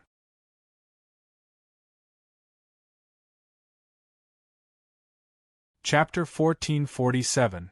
After resolving the crisis, Shan Pu flew away with a whoosh. He seemed to be playing the role of a hero, the kind who did good deeds without leaving his name. "Some idiots just like to act cool," Hao Fong said with a disdainful expression. Charlotte said, "Let's go. Stop talking nonsense. This place is not safe. We have to deal with that spaceship as soon as possible and leave this place." Hao Fong did not say anything more and continued to lead the way. Although it kept saying that Shan Pu was an idiot, it was still very grateful to Shan Pu for scaring away the group of blue titans. An hour later, the exploration spaceship team arrived at a narrow place. Charlotte finally saw the spaceship. It was in the shape of a spindle, and was not as huge as he had imagined. He had imagined that the spaceship Seed, which carried the hopes of the Archimedes Empire, would be very big. However, thinking back, he had been wrong. If they had used a huge spaceship to escape, they would have become a target for the Blue Moon people. The spindle-shaped spaceship was partially embedded in the mountain, and the rest was buried in the soil. The part that was exposed on the ground was almost buried by dead branches and leaves. However, what made Charlotte feel lucky was that the spaceship structure was still intact. There were no obvious signs of damage. He was not worried at all that the spaceship would rust, because the Archimedes Empire could not use iron and steel to build spaceships that could fly in space. The material technology of the Archimedes was very advanced, which was proven by Hao Fong's body. The ice soul dagger on Lanji's body was also enough to prove the problem. "Ha ha! I'm back!" Hao Fong rushed toward the spaceship excitedly. "Xia, let's go take a look," Lan Jie said excitedly. Charlotte nodded and ran toward the spaceship with Lan Jie. He could not wait any longer. Hao Fong quickly found the door to the spaceship. It was under the spaceship, and at least 2/3 of it was buried in the soil. It tried to open the door, but the door did not respond at all. Even if the door was not buried in the soil, it could not be opened without power. Motherf ****. Hao Fong pounded on the spaceship door and said angrily, "Open the door! Open the door! You idiot! Didn't you open the door when I walked out of it? Who the F***ck locked you up? Charlotte awakened his X-ray vision, and his vision penetrated the cabin door. However, he soon discovered that his X-ray vision could not see through the situation inside the hatch. This situation made him feel a little surprised, but he soon felt relieved. This was a spaceship that could fly in the universe. Its material had to be strong enough to fly at the speed of light. At the same time, it had to resist the radiation of various rays in the universe. It was not surprising that its material could resist his X-ray vision. While Charlotte was pondering how to enter the spaceship, Shan-Pu suddenly flew down from the cliff and landed on the top of the spaceship. Under its impact, the dead branches and leaves covering the top of the spaceship were blown away, revealing the black metal. "Hey! There's a hole in the side of this ship. We can get in from the top," Sam said. Charlotte smiled and sent a message to Shan-Pu. "Okay, we'll be right there. Thank you." "Humph." Shan-Pu snorted and then jumped into the hole. He obviously disdained Charlotte's expression of gratitude. Charlotte, Hao Feng, and Lan Jie quickly climbed to the top of the spaceship and saw the hole. It was a hole made by a mountain. It was not very big. "Boss, I'm familiar with the environment here. I'll go down first. I'll be your tour guide." Hao Feng jumped into the hole. Charlotte and Lan Jie then jumped into the hole, which was the interior of the spaceship. Thousands of years had caused the spaceship to lose all its energy, including its electricity. Unable to turn on the lights, the interior of the spaceship was dark. However, Hao Feng solved this problem. His two orange-like eyes released two bright beams of light, which immediately illuminated the interior of the spaceship. Shan-Pu, who came in first, did not go far. Hao Feng's light quickly shone on him. He was looking at a pile of bones as if he was studying something. However, Charlotte knew that he was actually waiting for him. The interior of the spaceship was not big. With Hao Feng as the tour guide, Charlotte began to wander around the interior of the spaceship. He first visited the bridge of the spaceship. He found that the outer shell of the bridge was the most damaged part of the spaceship. The spaceship was disturbed by the energy field of the Forest of Rest. It suddenly lost control and dived down, crashing into everything in sight. The most damaged part was naturally the outer shell of the bridge. It was completely dented and the window was broken. It would be troublesome to repair. "Hao Feng, where are the engineer robots that you mentioned? Take me there," Charlotte said. He did not want to waste a minute. "They're on the second floor. Follow me." Hao Feng led the way. The first floor was the bridge, the crew's rest cabin, escape cabin, hibernation cabin, and the weapon control system. The second floor was the engine room and the warehouse. The environment was relatively harsh. The engineer robots obviously could not enjoy the same treatment as the crew of the Ahemus Empire, so they were arranged to be in the warehouse on the second floor. Under Hao Feng's guidance, Charlotte quickly arrived at the door of the warehouse. The warehouse door was tightly shut and could not be opened. Hao Feng pried open a circuit box beside the door. After fiddling with the warehouse door for a while, there was still no reaction. It was angry and cursed. "Motherf ****, there's no energy. The cabin door is locked. I'll go find something to blow it up." Charlotte hesitated. "Don't mess around. We're here to repair the spaceship, not blow it up." After a pause, he said, "Can it be activated as long as there's energy?" "Of course. Its power system should be fine. I have the password so I can pass the identification," Hao Feng said. Charlotte thought for a while. "Then tell me where the energy input is." Hao Feng suddenly thought of something. It raised its short hand and slapped its head. "Haha. How could I forget about your ability, boss? If you can activate me, this broken door is nothing." Hao Feng pointed to an alloy pipe in the circuit box and said, "That's it. If there's energy going in, I have a way to open this door." Charlotte reached out and grabbed the alloy pipe. A wave of branding power was transferred from his hand to the metal pipe and then moved forward along the pipe. He could not see through the interior of the cabin door, but the branding power was his eyes. Wherever the branding power flowed through, the structure of that place would appear in his brain, big and small.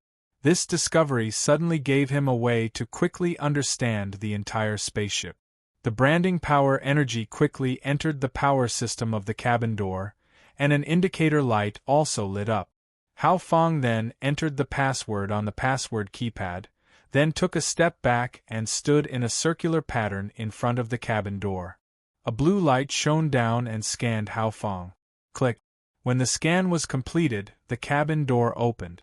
Charlotte was still standing in front of the circuit box, continuing to inject the branding power energy into the pipe. This time, he was not trying to open the cabin door, but to turn the idea he had just now into reality. He wanted to use his branding power to scan the entire spaceship, understand the structure of the spaceship, and the damage to the spaceship. The branding power energy flowed quickly through the internal pipe system of the spaceship, and everywhere it passed was presented in the form of a three-dimensional image in his brain. The speed at which the branding power energy flowed was very fast as the speed at which electricity flowed through the wires.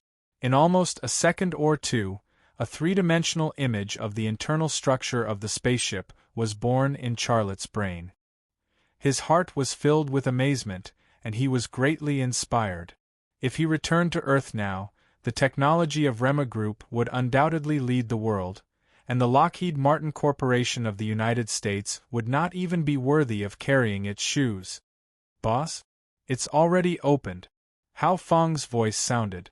Only then did Charlotte stop the scanning of the branding power. He nodded and then walked into the warehouse.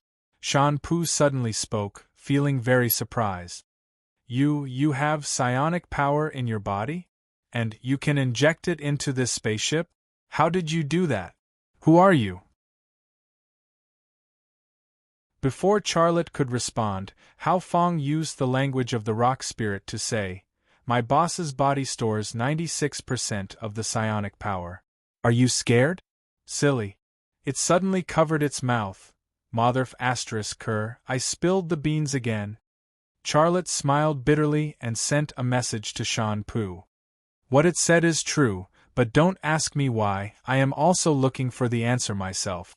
You are really the person Mother is looking for. I apologize for my previous behavior. I will help you complete your mission." "Yes, Master." Shan Pu's attitude suddenly changed, and for the first time, it called Charlotte Master. Charlotte said, "That's good, but you don't have to call me Master. I am not your master, we can be comrades. If you really want a suitable title, you can call me Boss, I prefer this title." "Boss?" Shan Pu was slightly stunned, a strange expression appeared on its face, and then it said, "Okay, then Boss. Let's fix this spaceship first." Charlotte walked into the warehouse and he thought to himself, "Is the purity of my energy that important to it?" It changed its attitude after knowing, it must know something that I don't. After fixing this spaceship, I will find a chance to find out. Was the Queen of Rest trustworthy? As far as the current situation was concerned, the Queen of Rest was trustworthy. But he also believed in Zhu Xianyue, but what happened in the end? Zhu Xianyue lied to him about the box of the world, and even became his mortal enemy. And Kasha Ruiz, that guy had been lying to him from beginning to end, and he even used a lot of tools. If it was not for Isadabu's help at the last moment, Kasha Ruiz's conspiracy would probably have succeeded. The Queen of Rest was also a transcendent existence, and her goal was the missing piece of the box of the world. Who could guarantee that she did not keep any secrets, and then plot against the fragment of the box of the world? After all, mastering the secret of the box of the world was equivalent to mastering the secret of the universe, and one could jump out of the rules of the universe. A large group of engineer robots entered Charlotte's sight. He put away his thoughts and walked over. After mastering the internal structure of this spaceship, He was more confident in repairing this spaceship and making it fly.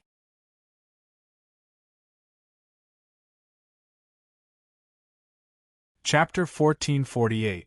Many of the engineer robots were broken and could not be repaired. However, Charlotte quickly thought of a solution, which was to disassemble the broken engineer robots, take the useful parts, and assemble them into new ones. It seemed impossible for an Earthling to repair an advanced civilization's robot, but for a special Earthling like Charlotte, such a miracle always happened, and it was very easy. He used the branding power to scan the interior of the engineer robot and grasped the internal structure of the engineer robot in seconds. Once he grasped the structure of the engineer robot, it was very easy to assemble it. Charlotte only took an hour to disassemble and assemble the first engineer robot. During this time, Hao Feng also completed its work.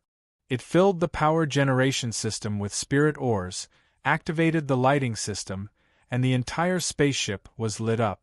The illuminated warehouse was filled with energy weapons, as well as the equipment used by the Achemis Empire for military production. The number of weapons and equipment used to produce weapons was shocking. Lan Jie also found the Achemis Empire's treasure, which was stored in dozens of huge safes. Most of the safes were filled with money, but the money had turned into mud. However, the Achemis Empire's treasure could not only be money. There were also some valuable things, such as the biological alloy used to make Hao Feng. Even now, it was a rare alloy that was very valuable, and there was no market for it. There were also many jewelry, precious cultural relics, and so on. The total value of these things was probably worth 200 or 300 million blue moon dollars, which made her extremely happy. After completing the assembly of the first engineer robot, Charlotte injected a bit of the branding power into it, and the engineer robot was activated. Hao Feng gave it the command to repair its own kind, and it immediately went into work mode to disassemble its scrapped kind. With its help, Charlotte worked even faster, and it only took him half an hour to complete the assembly of the second engineer robot. As the number of engineer robots increased, Charlotte no longer needed to personally assemble them. The engineer robots assembled their own kind, and he only needed to give the assembled robot a bit of branding power. A large number of scrapped engineer robots became working ones. They entered various parts of the spaceship to repair the parts and wiring that needed to be repaired. Because of them, the ancient spaceship was glowing with life. The weapon system, crew sleep system, circulation system, power system, and power system were all eliminated. The time for the spaceship to take off was getting closer and closer. Charlotte was not idle either. While the engineering robots were repairing the spaceship, he stayed in the warehouse to study the weapons and manufacturing equipment of the Achemis Empire. If he wanted to get rid of the blue moon in the sky, he wouldn't be able to do it alone. He would need a powerful armed force. The Resistance Army was the best choice, but their weapons and equipment were too outdated. There was no way they could fight the Blue Moon people. The weapons in this spaceship were not enough. He had to find a way to produce more advanced weapons. On Earth, Charlotte had created the Thunder Horse military factory, but in this world, he did not want to take the same path. Even if he wanted to research and produce weapons, he wouldn't build a military factory.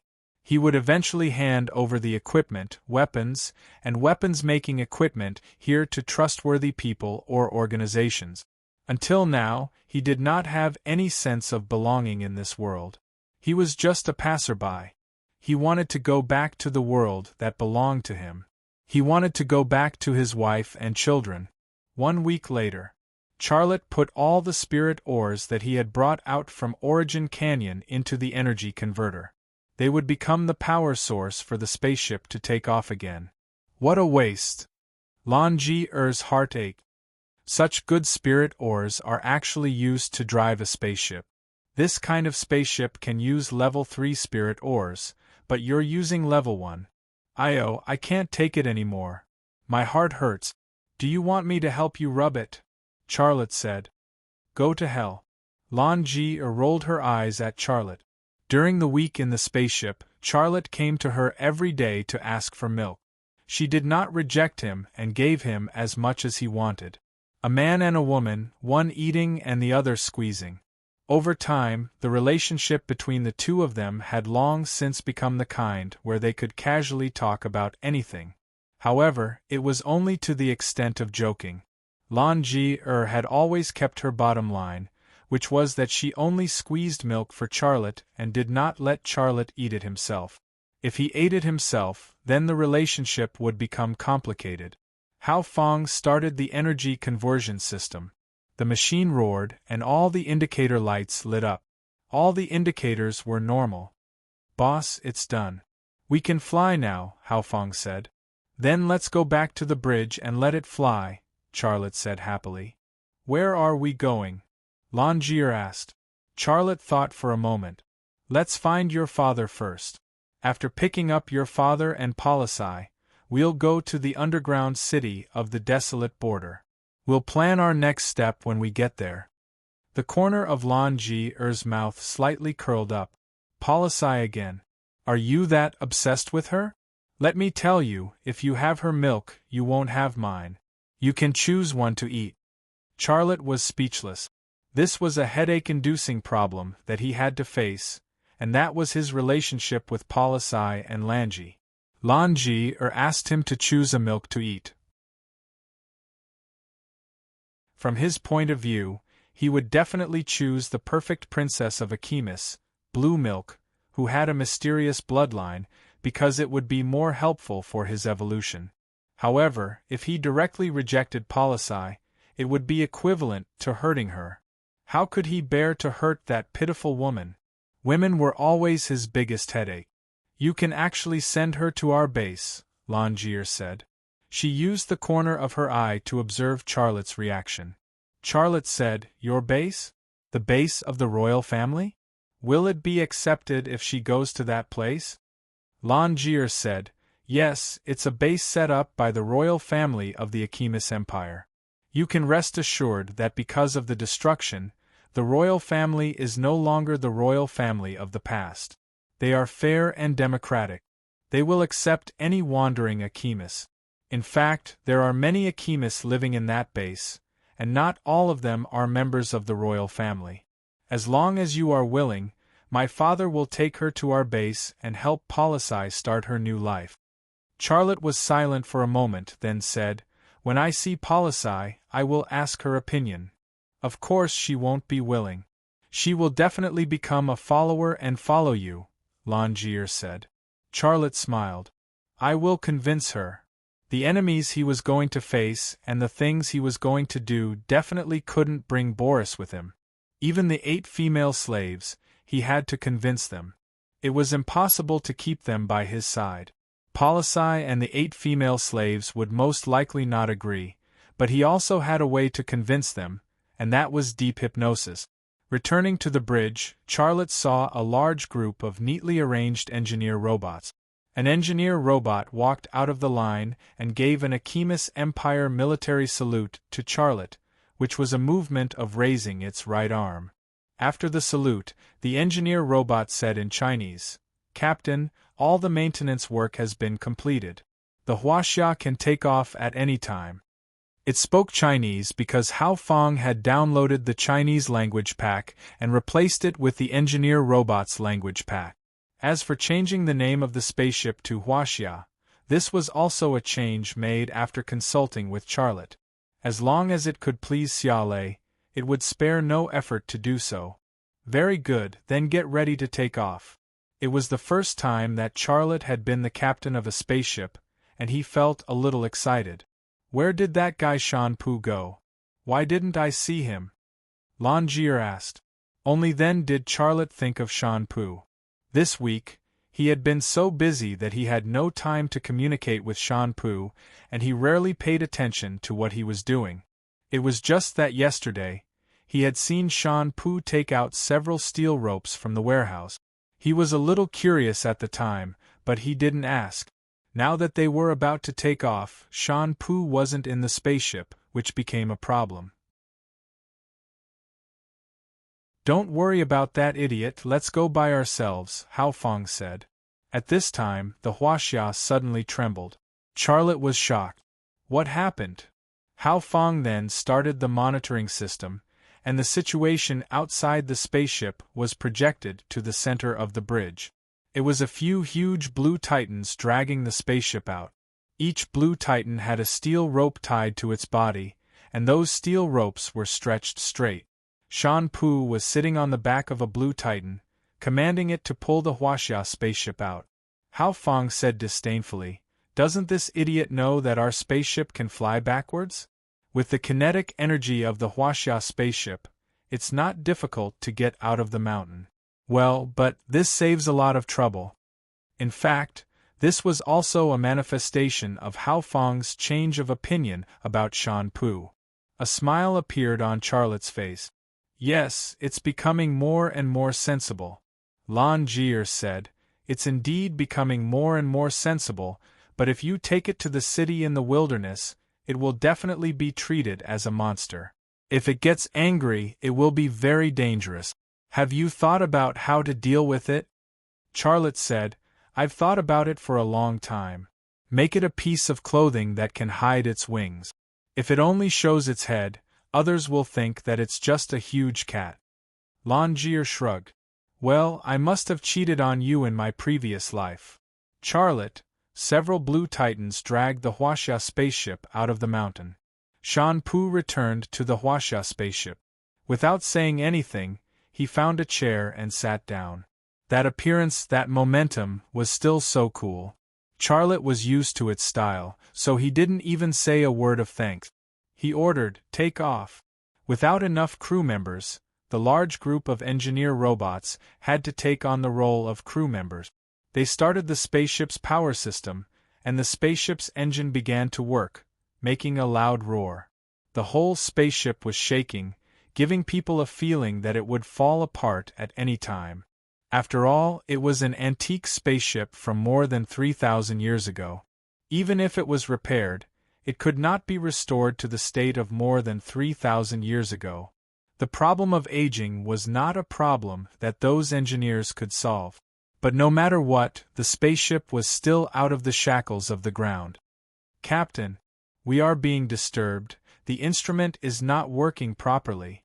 An engineer robot reported the real-time situation to Captain Xia. In fact, Charlotte also felt the activity of the energy field in the Forest of Rest, but he was not worried. He said, "Continue to fly, the interference energy field will disappear soon." "Yes, Captain." The reporting robot continued to operate. The interference of the energy field in the Forest of Rest to the spaceship was getting stronger and stronger, but when the spaceship was rising, the energy field suddenly disappeared.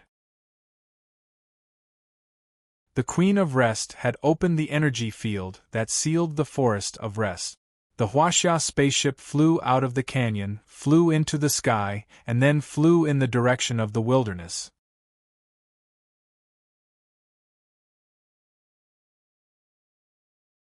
Chapter 1449. One day later, in the underground city of the desolate border. "I wonder how Charlotte is doing." In the White House, Nana looked at the dark street outside the window and frowned, unable to hide the worry in her heart. Liang Tao smiled bitterly. "I hope he's lucky. Since ancient times, only the holy thunder has come out of a place like the Forest of Rest alive. Sigh, who can compare to the holy thunder?" Nana sighed. "I should have advised him not to take unnecessary risks. I also wanted him to stay, but he didn't listen and insisted on going." Liang Tao had a helpless expression. Nana said, "The machine he left us is very useful, we used it to modify many weapons, if only he could make some more for us. Now the Black Market Alliance wants to take back control of the desolate border city from our hands, even threatening to start a war with us. Those despicable people, don't they understand that the Blue Moon people are our enemies?" Liang Tao had a worried expression. "The Black Market Alliance is interested in the oil and rare mineral resources in the new city. We are in trouble because of our wealth. The Black Market Alliance's weapons and equipment are advanced. If they really attack us, it will be a fierce battle. Contunana said, "We are not afraid of war, but we have to face the serious consequences of a war with the Black Market Alliance. If our strength is damaged, our position in the Resistance Army will drop, my influence will also fall, and the Resistance Army will really become a pile of loose sand. This is the result that the Blue Moon people love to see, but we can't avoid it. Why don't we negotiate with the Black Market Alliance? They want benefits, not war," Liang Tao said. Contunana smiled bitterly. "Negotiate? Those people will be greedy. Their army is already on the way. In this situation, if we take the initiative to negotiate with them, they will think that we are afraid of them. Our benefits are not guaranteed at all. They will demand an exorbitant price." At this time, there was a commotion in the corridor outside the Oval Office. "What are you doing?" Ramona's voice. "You can't go in. Get out. If you don't go out, I won't be polite." Li Ni's voice. Peace Village's village chief also arrived at Desolate Borders Lower City. Her current identity was no longer a village chief, but a low-level officer of the Resistance Army. The team she led was also the original armed personnel of Pingon Village. "Get out of my way." A man's voice sounded rough. "No one can stop me from entering any place, let alone the so-called office building of your Resistance Army. I want to see Contunana. If you stop me again, damn it, I'll raze this place to the ground." This tone, he simply did not put the Resistance Army in his eyes. In the office, Liang Tao's face suddenly changed. Royce, the Legion commander of the Armored Legion of the Black Market Alliance, actually intervened in this matter. It seems that the Black Market Alliance is serious this time. Contunana's heart sank. "Looks like we can only negotiate. I'll ask Li and I to let him go." Liang Tao walked towards the door.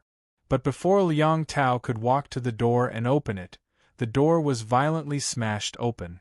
A strong man in human form crashed into the room together with the door. Liang Tao was instantly stunned. "Blackbeard. It's me.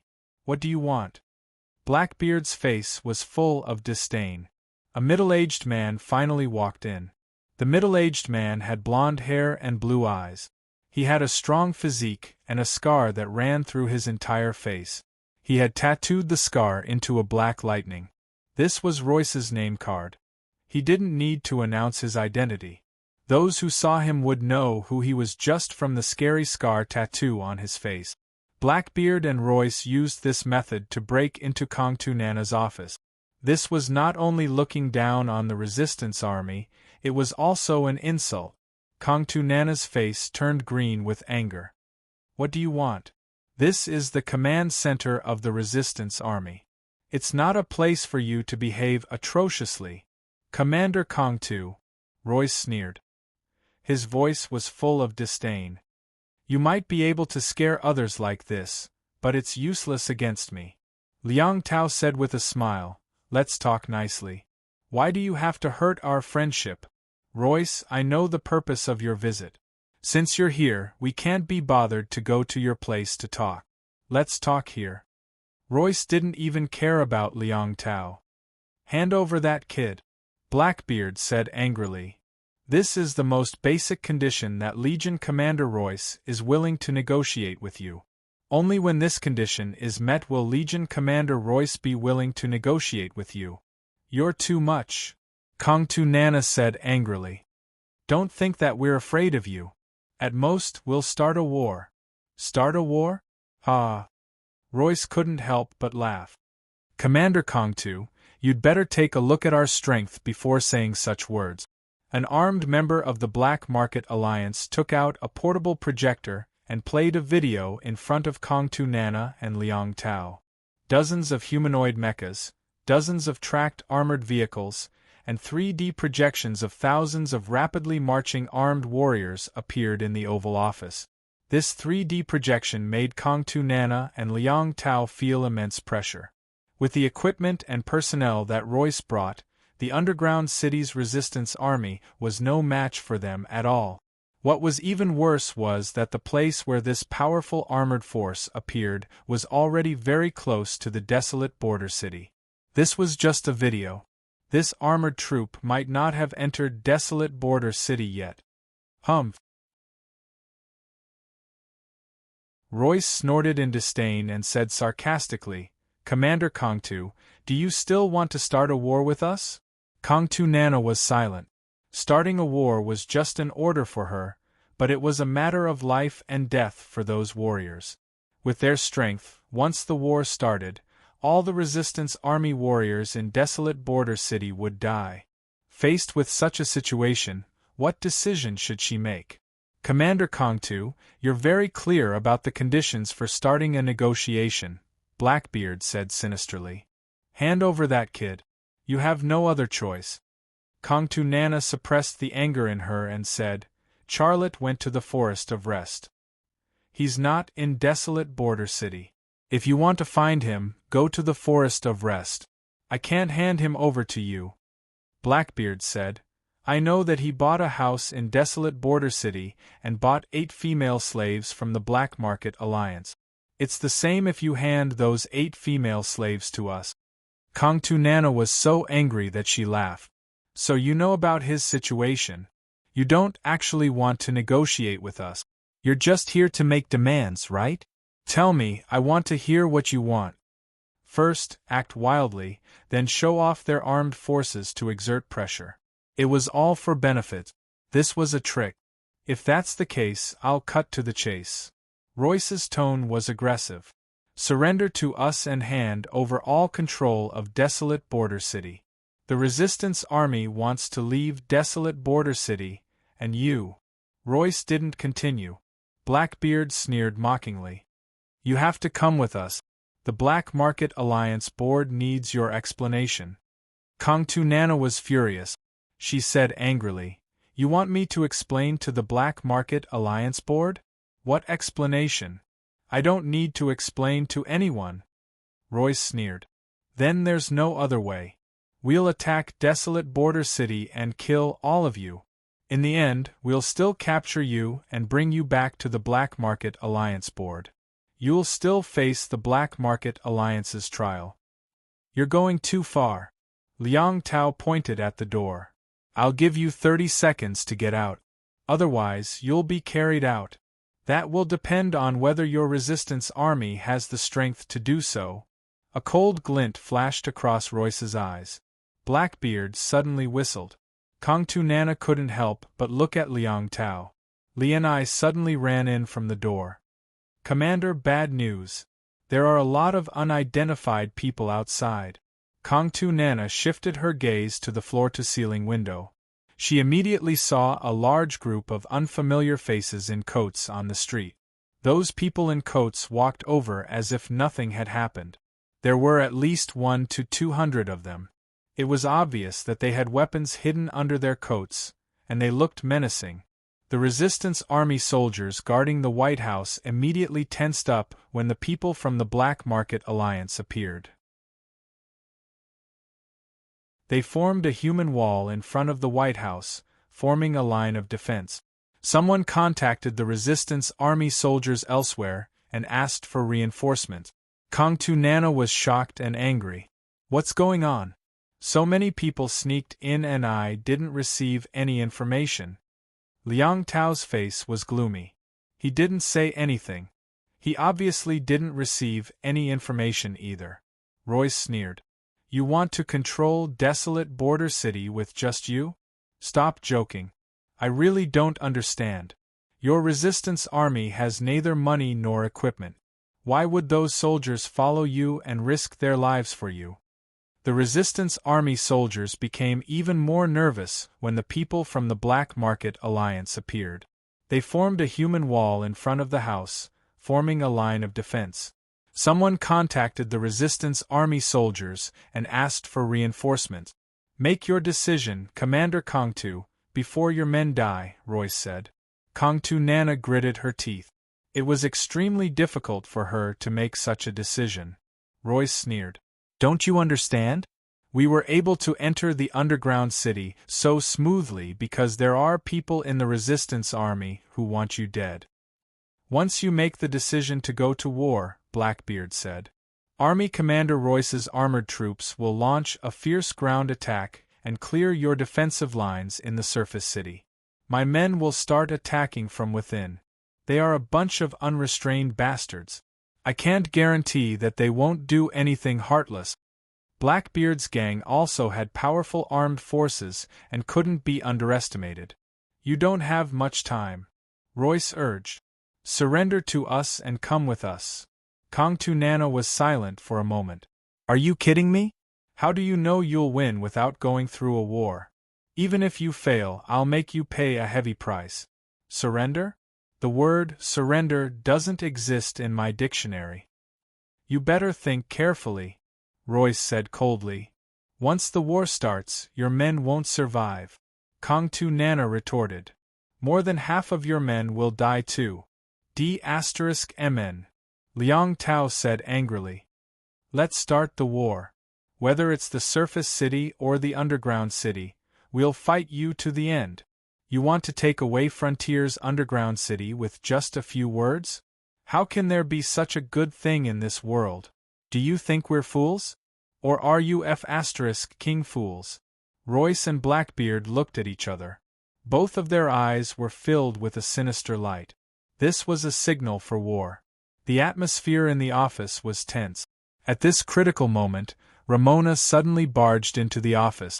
She looked nervous and said breathlessly, Commander, Chief of Staff, Liang Tao frowned. Why are you so nervous? Let's talk this out. He what? Ramona still couldn't catch her breath. Xia, Charlotte is back. 1 second. The office suddenly became so quiet that a pin drop could be heard.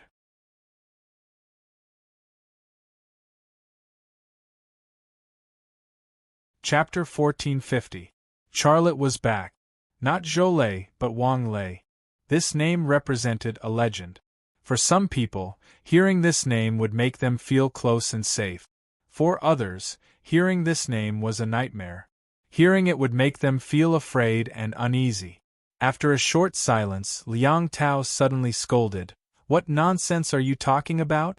Charlotte went to the Forest of Rest. Why is he here? These people standing in front of you are all cunning. How could they be fooled by you? Get out of here. Don't talk nonsense here. Ramona was stunned for a moment. She looked wronged. Chief of Staff, I'm telling the truth. He is. Kongtu Nana suddenly interrupted Ramona. B****. I told you to get out. Can't you hear me? We don't need liars here. Ramona finally understood. Liang Tao and Kongtu Nana were not actually scolding her. They were just reminding her that she had made the wrong report at the wrong time. The people from the Black Market Alliance and the Blackbeard Gang had come here for one important reason. Charlotte. So wrong. He really didn't come back. Ramona stammered and turned to leave without finishing her sentence. Wait. Blackbeard suddenly said sternly. Make yourself clear before you leave. Where is Charlotte? Ramona did not dare to stay and quickened her pace. Damn it, you're asking for it. Blackbeard suddenly pulled out his energy pistol and pointed it at Ramona's back. A few of the Resistance Army soldiers in the corridor also pointed their guns at Blackbeard. However, Blackbeard did not care about the Resistance Army soldiers at all. He still maintained his posture of pointing his gun at Ramona.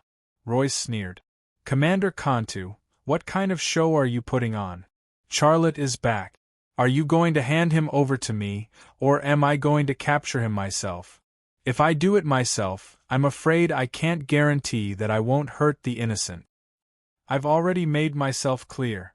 Kongtu Nana shouted at Royce. If you want war, then let's go to war. Stop talking nonsense. Fine, I'll give you a big surprise. None of you will live. Royce's voice was extremely cold. Damn it. Liang Tao suddenly pulled out his gun and pointed it at Reyes's head. How dare you threaten us here? Do you believe that I will blow your head off right now? Of course I can, but the entire desolate border city will be buried with me. He opened his palm and revealed a miniature communicator. Then, he said, prepare to launch missiles. Target: the Underground Resistance Army Command Center. Liang Tao and Kong Tu Nana were stunned. Royce said arrogantly, if I wasn't prepared, would I personally come to your command center to ask for people? As long as you shoot, not only the people of the Resistance Army, but everyone here will be buried with me. Just then, who is that, Royce? Are you sure? A man's voice suddenly came into the Oval Office. Kong Tu Nana and Liang Tao also shifted their gazes to the door. The moment they heard that voice, their hearts almost jumped out of their chests, because they were very familiar with that voice. It was Charlotte's voice. Charlotte was really back. However, Kong Tu Nana and Liang Tao didn't see him. Charlotte didn't appear at the door. The few resistance soldiers standing in the corridor looked at each other in dismay. Apparently, they did not see anyone appear either. Knock, knock. Suddenly, there was a knock on the window behind Kong Tu Nana. She turned around abruptly and saw a familiar face. The man who had been sticking to the French window like a gecko hadn't changed for a while. He was still so different and good-looking. Blackbeard and Royce shifted their gazes to the French window. When they saw the man standing outside the window, their expressions were indescribable. Not because of anything else, but because the man standing outside the window was really Xiale. Charlotte's appearance was beyond everyone's imagination. The atmosphere in the Oval Office became tense and strange. He was nervous because he might become a fuse that could be ignited at any time. Who knew when the bomb would be detonated and the place would be filled with corpses? What was strange was that he was clearly surrounded by the people from the Blackbeard Gang and the Black Market Alliance, but he still walked right into their trap. However, the most puzzling thing was how he appeared. How did he avoid the sight of the armed men on the ground and climb up to the window on the second floor? And why did he climb up the window? Amidst the shock and confusion, Charlotte reached out and knocked on the window again. He still had a smile on his face. Open the window. You're not going to let me stand outside and talk to you, are you? These words seemed to be directed at Kong Tu Nana. Kong Tu Nana was both angry and amused. This is a French window. How can I open it for you? Don't you know the situation? Get out of here. Charlotte said, I'm here to help you solve the problem. How can you chase me away? Rude. You. Kong Tu Nana was instantly infuriated. In the Oval Office, Blackbeard suddenly waved his hand and the energy pistol moved toward Charlotte. Without any warning, without any words, he pulled the trigger without hesitation. Boom. Crash.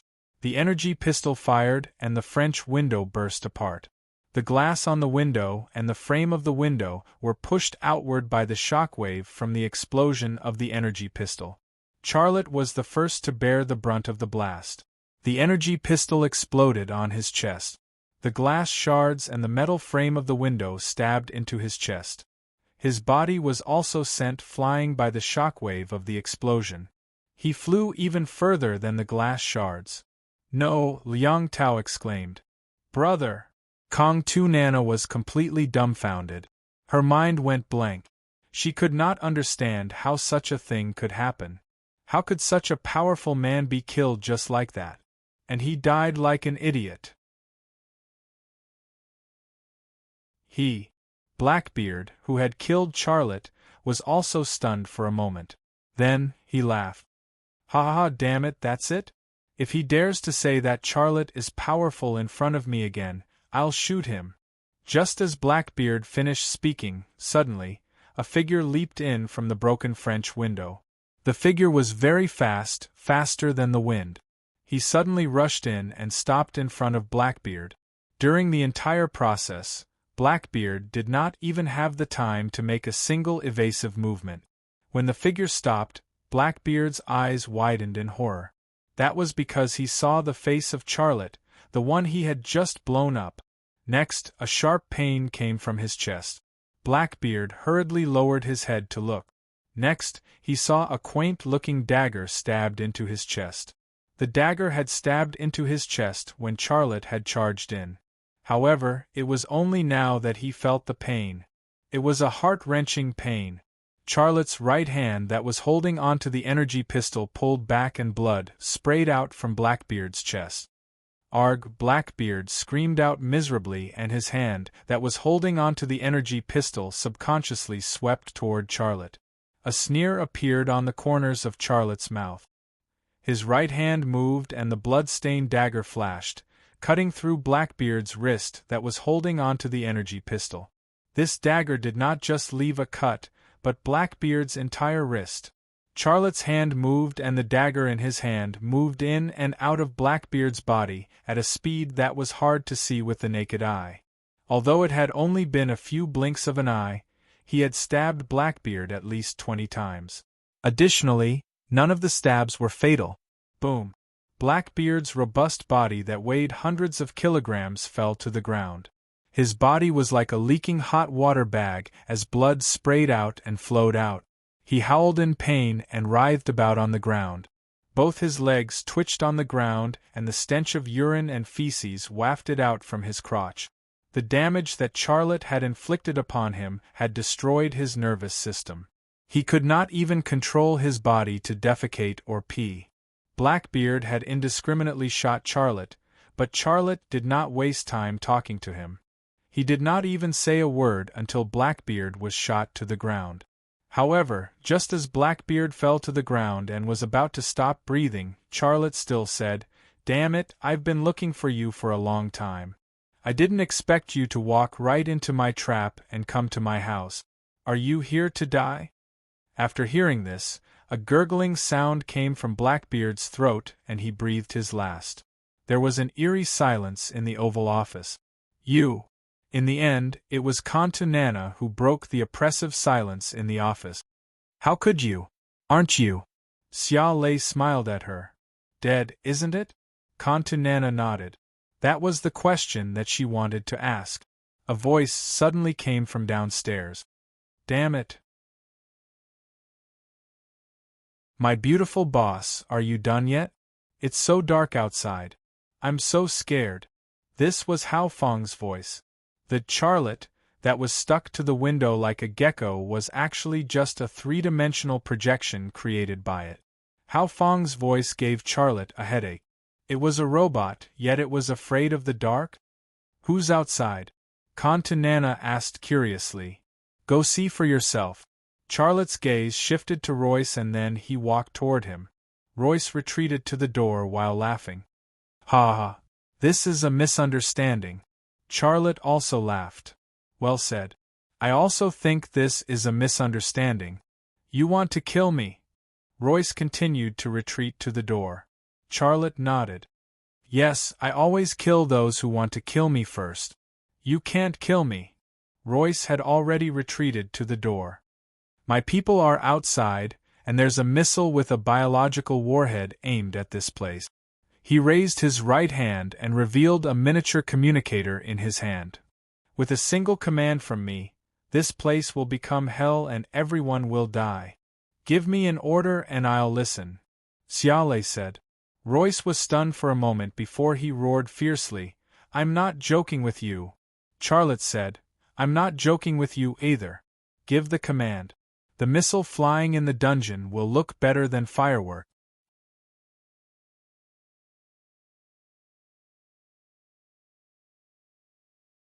Chapter 1451. Reyes didn't have the courage to send a missile over to blow up the White House and bury all the people in the border area with him. He only made this preparation to scare Kantu Nana and Liang Tao. He was sure that Kantu Nana and Liang Tao would give in because they wouldn't ignore the lives of the people in the underground city.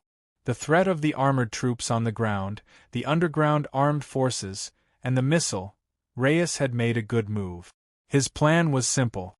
He wanted to take down the underground city with 0 casualties and achieve all his goals.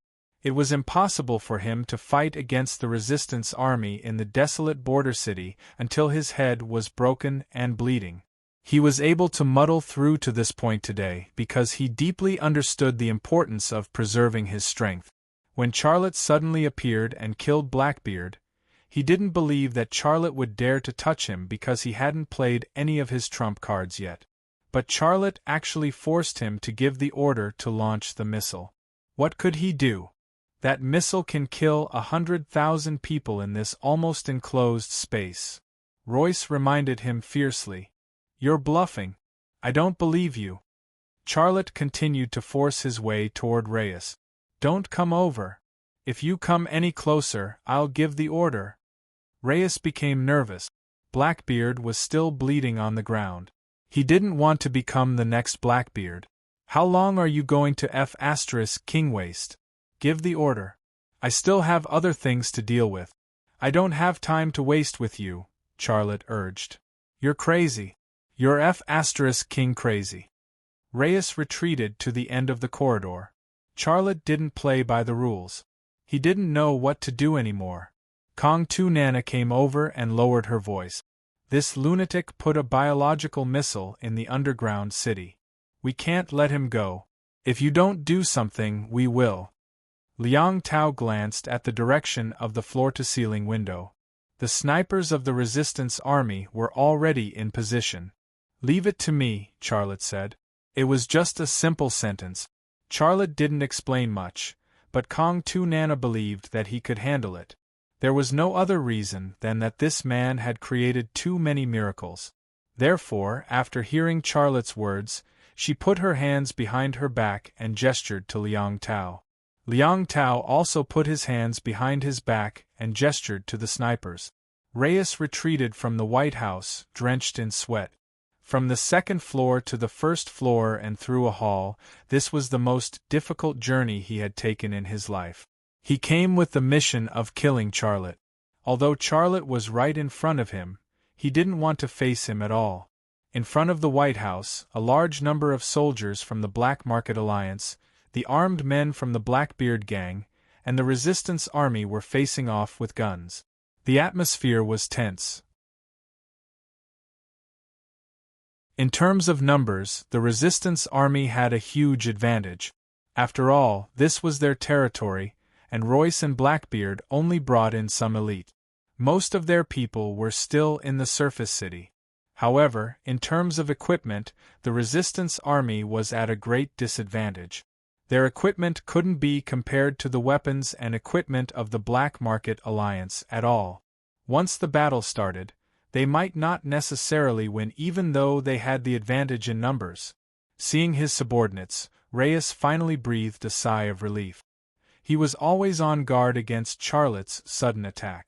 However, even when he retreated to the front line formed by his subordinates, Charlotte still didn't attack him. More and more soldiers from the armored corps were gathering here. They had received the words that Reyes said in the White House through the communication device. When they realized that something had happened, they rushed over as reinforcements. Looking at the armored army soldiers gathering from different places, Kong Tu Nana's heart sank. She began to regret trusting Charlotte and not taking action to let Reyes escape from the White House. If she had caught Reyes in the White House, she could have used Reyes as a bargaining chip to negotiate with the armored army soldiers. She would have more or less gained the upper hand. But now, although Charlotte had killed Blackbeard, the situation was worse. He was in a passive position. Charlotte stopped in front of the defense line formed by the Resistance Army soldiers. He didn't give chase. Reyes also stopped in front of the armored army. He wasn't nervous at all. His confidence had returned. The board suspects that you killed Hayakawa Shinsuke. I didn't believe it. Charlotte, after seeing you, I believe that you're very powerful. However, you can't change anything. I still have the upper hand. I can destroy this underground city at any time. I can also kill all of you at any time. None of you can stop me. Charlotte smiled and didn't say anything. Reyes looked past Charlotte and shifted his gaze to Kong Tu Nana, who was behind Charlotte. The corners of his mouth curled up into a smile, as if he had control over the entire situation. Surrender, Commander Kong Tuesday. Before I kill your people and destroy this city. Kong Tu Nana's face was livid. She was in a terrible mood. At that moment, a comical-looking robot squeezed in from behind a row of resistance soldiers. It was accidentally knocked by a resistance soldier and almost fell to the ground. It scolded, "What the F***ck? Idiot, why do you have such long legs? You almost tripped me." The rebuked resistance soldier's face turned red. However, at this critical juncture where a bloody battle could break out at any time, he didn't have the mood to argue with a square-shaped robot. When the robot appeared, everyone's attention was focused on it. Even Kong Tu Nana and Liang Tao were surprised. In the Oval Office, Kong Tu Nana had asked Charlotte who was talking downstairs. Charlotte had told her to go see for herself, but she didn't. Now that she saw it, she was also stunned. It was the first time she saw a robot that scolded people, and such an ugly one at that. "My beautiful boss. I'm here." Hao Fong moved its short legs and came to Charlotte's side. It waved its small fists and scolded Royce and the armored army. "What the F***ck? Idiots. Do you idiots know who you're facing? It's me, Flaming White Dragon." The scene of the armed confrontation was already very quiet, and its voice was clearly heard by everyone. Royce's eyes were extremely gloomy. He was talking about destroying a city and killing 100,000 people, but Charlotte and this ugly robot obviously didn't take his threat seriously, and they made the scene look so funny. "Boss," Hao Fong said, "that guy Shanpu and that stupid B***tch settled it. I rushed over as soon as I got the news." A smile appeared on the corner of Charlotte's mouth. "Arrest them," Royce ordered. He didn't want to see Charlotte and this ugly robot anymore. "Wait," Charlotte said. Royce sneered and said, "You've already lost your best chance. I won't give you any more chances." Charlotte smiled and said, "I won't give you any chances either." After a pause he said, "Hao Fong, show them." "Okay, my beautiful boss." A three-dimensional projection appeared above Hao Fong's head. It was the deserted city on the surface. Dozens of armored vehicles advanced side by side, and dozens of humanoid combat mechs followed closely. Behind the humanoid combat mechs were hundreds of soldiers armed to the teeth. This was the image of the Black Market Alliance's armored army marching. A few kilometers in front of this armored army was the Resistance Army's new city defense line. Once they encountered the armored army, the Resistance Army's defense line would not be able to withstand the charge of this armored army. Royce couldn't help but laugh out loud. "Commander Kanto, do you see this? You don't have much time left. My armored vehicles and combat mechs will easily take care of your defense line in the new city. As for here, I only need to say one word to turn this underground city into a dead city. Surrender." The armored vehicle's tracks crushed the ground, and the humanoid combat mechs advanced with large strides. How could human flesh and blood stop them? Kanto Nana bit her lip. She couldn't see any hope. Just as she was about to make that painful decision, a white light suddenly flew down from the front of a building. When it stopped again, it was already in the cockpit of a humanoid combat mech. It was fast, extremely fast. It was ruthless, extremely ruthless. The cameraman purposely zoomed in on the scene. On top of Hao Fong's head, in the three-dimensional projection, the combat mech operator was nailed to the back of the cockpit alive. What pierced through the cockpit was a bone spear. It was even harder than alloy. Everyone who saw the three-dimensional projection was dumbfounded. However, this was the prelude to the climax of the three-dimensional projection. Suddenly encountering a sniper, the armored vehicles and combat mechs reacted quickly. Machine gun ammunition and artillery shells rained down on the building.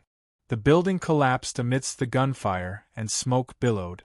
A huge cat suddenly leaped out of the smoke and spread its wings. Its flying speed was comparable to a jet fighter.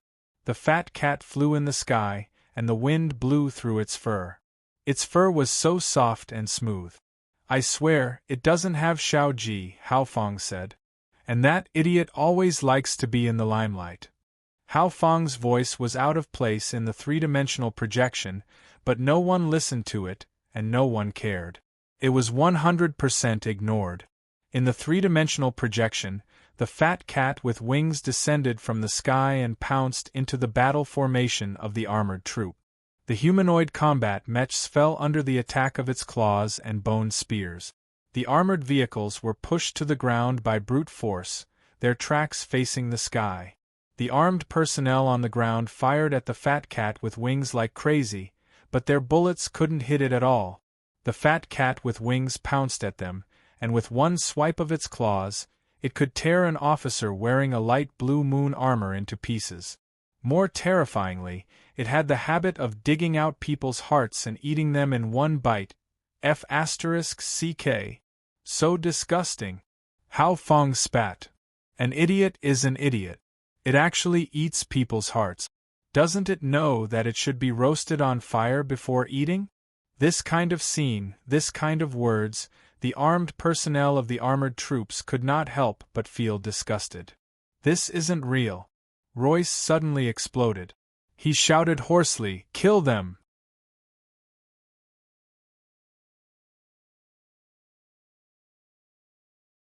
Chapter 1452. It was really a hissing sound. He used all his strength, but the sound that came out of his mouth was ridiculously small, so small that only he could hear it. His ferocious expression coupled with such a voice gave people a feeling of absurdity and ridiculousness. "Kill them!" Reyes roared again, but this time, even he couldn't hear his own voice. Charlotte took out a blue headgear from his pocket and put it on his head calmly. His headgear didn't even cover his eyes and nostrils. From the top of his head to the neck, there wasn't even a square centimeter gap. Cantonana couldn't understand at all. Liang Tao also shook his head with a bitter smile.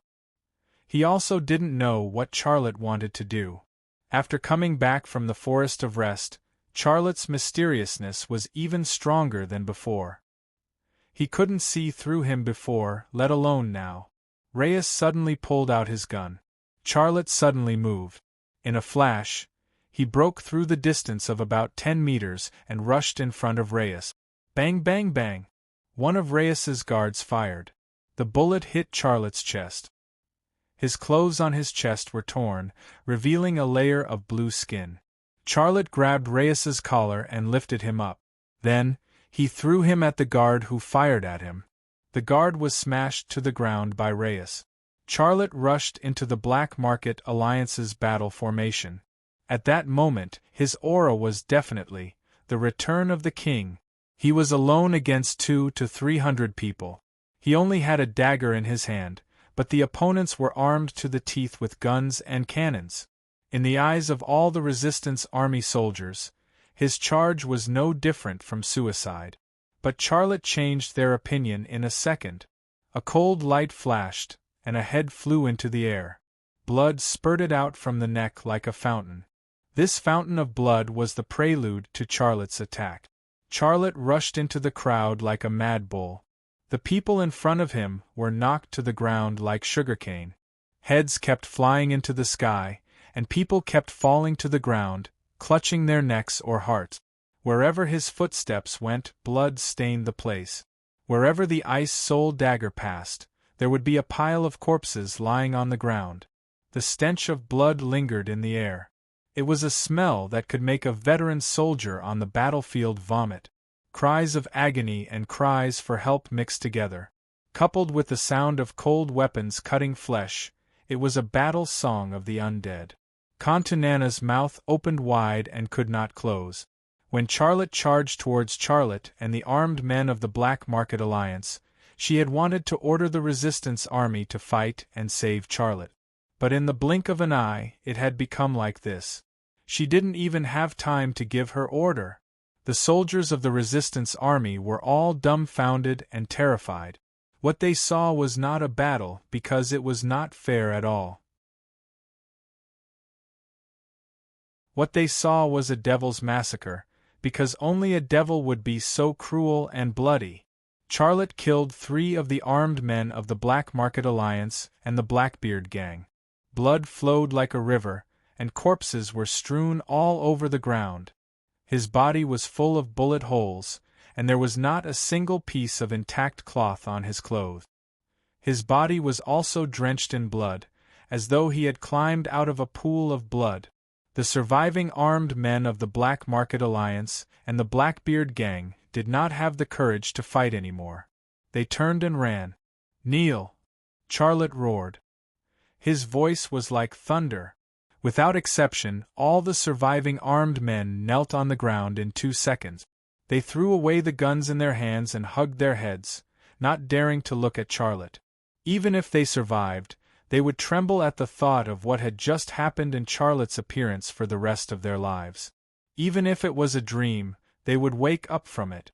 Charlotte walked to a pile of corpses, kicked away a headless corpse, and dragged Reyes out from under it.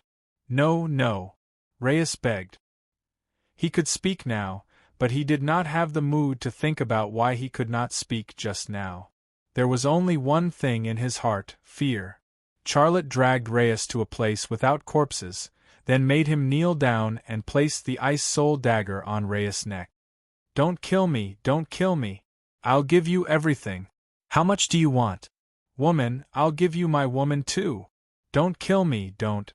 Reyes no longer had any arrogance on him. The scary scar tattoo on his face didn't look like a black lightning bolt anymore. Instead, it looked like a black earthworm or a caterpillar. "I can kill you in the White House," Charlotte said coldly. "Do you know why I didn't kill you there?" Reyes shook his head violently. "I don't know, I don't want to know. Let me go, and I'll leave with my people immediately." "I'm keeping you alive because I want to kill you here," Charlotte said. "I want your people to see how I treat the people who invade the barren city, and how I treat the people who want to hurt me." At this point, his voice suddenly became louder and filled with ruthlessness. "All of you, raise your heads and look. Go back and tell the board of the Black Market Alliance what happened here. I, Charlotte, am here. If they dare to invade here, I'll kill them all. If they want to take revenge on me or hurt people related to me, I'll kill my way to the Black Market Alliance's headquarters and kill them all." Everyone looked at Charlotte and Reyes, who was kneeling in front of Charlotte. The army commander in their memories was a scary man, but now, in front of another man, he had become a worthless and pitiful worm. "Bring my information to the Black Market Alliance's board of directors." Charlotte grabbed Reyes' hair and stretched his neck. "No, no. Don't kill me," Reyes cried. "I'll take that as your last words." Charlotte took off the blue mask on his head and revealed his face. "Wait, my beautiful master." Hao Fong ran over. "I'll take a picture of you. You're so pretty, it'd be a waste if you don't take a picture of your face." Hao Fong smiled. A few black beads of sweat appeared on Charlotte's forehead. He felt like Xiang Yu, the king of Chu, was at the end of his road and was forced to commit suicide by the Wu River. Suddenly, he realized that the person in his arms was not Yu Ji, but Sister Feng. How could a sword that was placed on his neck cut through? "All right, it's fine if you don't smile. I'm already prepared. I'll take a video and make a copy for these guys. I'll let them bring it back to that stupid alliance," Hao Fong said. Charlotte suddenly waved his right hand that was holding the ice soul dagger. Reyes' head was instantly separated from his neck. Blood spurted out from his neck like a fountain. The headless body fell to the ground. Charlotte threw Reyes' head to the nearest armed man kneeling. "Bring your army commander's head and the video copy to the Black Market Alliance's board of directors. If you don't bring your army commander's head and the video to the Black Market Alliance's board of directors, I'll come and find you personally. When that time comes, I won't give you any chances." I'll definitely bring it," the armed man said with a trembling voice. Then, he carried Reyes' head. Hao Fong also threw the hard disk with the video copy to the armed man and said fiercely, "There's an additional message. Tell that stupid alliance's board of directors that I, Flaming White Dragon, We'll invade their nest at any time. Tell them to be careful." "Yes, yes, yes," the armed man kowtowed repeatedly. "Get lost," Hao Fong shouted. A large group of armed men looked at Charlotte anxiously. All of them looked nervous. Hao Fong's words were obviously useless. They weren't afraid of this funny robot. They were afraid of Charlotte. Charlotte waved his hand. The armed men kneeling on the ground felt as if they had been pardoned. They got up one by one and ran away. The battle ended just like that. However, the resistance army soldiers were still stunned. None of them moved or spoke. They even felt that they were in a dream. When they woke up, everything was just a dream. It wasn't real. Charlotte said, "Commander Kantu, get your men to clean up this place. This place isn't far from my home. I'll smell blood at home." Kantu Nana came back to her senses. However, only one word came out of her mouth. "You," Liang Tao said, "what are you guys still standing here for? Brothers, clean up the battlefield. We'll have more food when we're done." It would have been better if he hadn't mentioned more food. As soon as he mentioned more food, a small soldier vomited. Liang Tao frowned. "That's all you've got. Stop dawdling. Get to work." Only then did the resistance army soldiers move to clean up the battlefield. Kantu Nana walked in front of Charlotte. Her eyes were eager and full of curiosity. "You," Charlotte smiled. "Commander Kantu, what's wrong with you? Are you suffering from a speech disorder? Who are you?" Kantu Nana finally managed to say a complete sentence. Charlotte shrugged. "I told you long ago. I'm also looking for answers." "If it's like that again, you're lying," Kantu Nana said. Hao Fong came over. "Hey, girl, are you trying to hit on my boss? Give me a number. You're in." Before it could say the exaggerated number, Charlotte slapped its head. "Cut the crap. Let's go home." "Oh." Hao Fong lowered its head and followed Charlotte. "You're leaving just like that?" Kantu Nana asked. Charlotte stopped. "Oh yeah, I almost forgot to tell you. The missile that Royce brought in is in Hayakawa Seiichi's house. One of my friends has already helped you deal with the guards there. You guys can go and dismantle the missile. Be careful. It's really a missile with a biological warhead." Kantu Nana gently bit her lips. "You? Thank you. Brother, you've come back, and you've even saved the underground city of the desolate border. No matter what, we have to hold a welcoming dinner for you and celebrate your success. Come to the White House for dinner tonight." "Well, we'll talk about it later. I'm going back to take a shower." Charlotte left with Hao Fong. Kantu Nana and Liang Tao stood side by side, looking at Charlotte and Hao Fong's back. Kantu Nana waited until Charlotte disappeared from her sight before asking, "What did he experience in the Forest of Rest?" "What was that, cat?" Liang Tao asked. Kantu Nana rolled her eyes at Liang Tao. "I'm the one asking you questions." Liang Tao shrugged his shoulders. "I also have a stomach full of questions that I want to understand. You should ask Xiaolei. Tonight is an opportunity. Dress up nicely. Beautiful and sexy women are that guy's only weakness." Kantu Nana's eyes suddenly turned into a glare.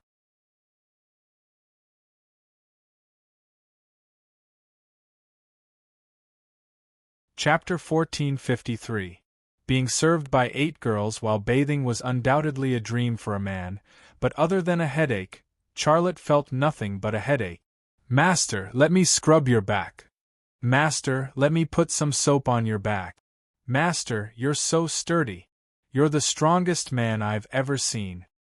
"Master, the water is getting cold. Can you stand up from the bathtub? I can't see the drain switch." "Master, during the time you were gone, we had to milk a lot every day. We made it into cheese. You have to try it later." This was what gave Charlotte a headache.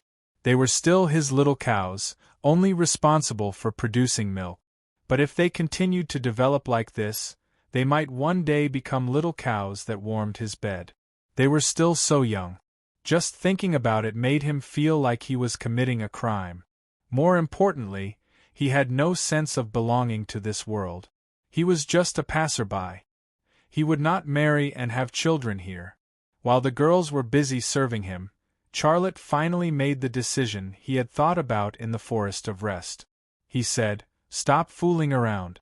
Look me in the eyes. I have something very important to tell you." The girls of Mu Family Village had always been very obedient to Xiaolei. When he said that, they all stood opposite him and looked at him with a smile, waiting for his instructions. Charlotte's eyes quietly turned black like bottomless black holes. His voice was also full of magic. "You're all Resistance Army mechanic. You know how to produce weapons and repair weapons. You and I are just good friends. You've never given anyone your milk." After a full half an hour, Charlotte left the bathroom. After he left, the girls remained in the bathroom. They would sleep in the bathroom, and when they woke up, they would start a new life. In their new life, Charlotte was only their good friend, but he was not the most important. More importantly, their brains were implanted with a lot of mechanic knowledge. As long as they were given the chance to practice, they would soon become the mechanics that Charlotte wanted them to become. That was the most important thing to them. With Charlotte's current strength, it would only take him 1 or 2 minutes to erase part of their memories. The reason why it took him half an hour was that he had implanted knowledge and skills to make a living in the girls of Mu Village. Teach a man to fish and you feed him for a lifetime. The story of him and the girls in Mu Village had a good ending.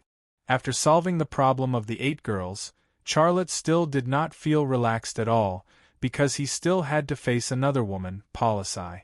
He could not deal with his relationship with Polisai the way he dealt with his relationship with the Mu girls, because Polisai had not only fed him milk, but had also had a flesh-and-blood relationship with him. Lan Jie, who had been waiting in the corridor outside the bathroom, had a smile on her face. "Can't bear to part with those 8 beautiful girls?" Charlotte smiled bitterly. "What's there to be reluctant about? I've always been innocent with them. You're the one with unhealthy thoughts." "What about Polisai?" Lan Jie asked. Charlotte rolled his eyes at Lan Jie. "I'll deal with it, but it's not because of you.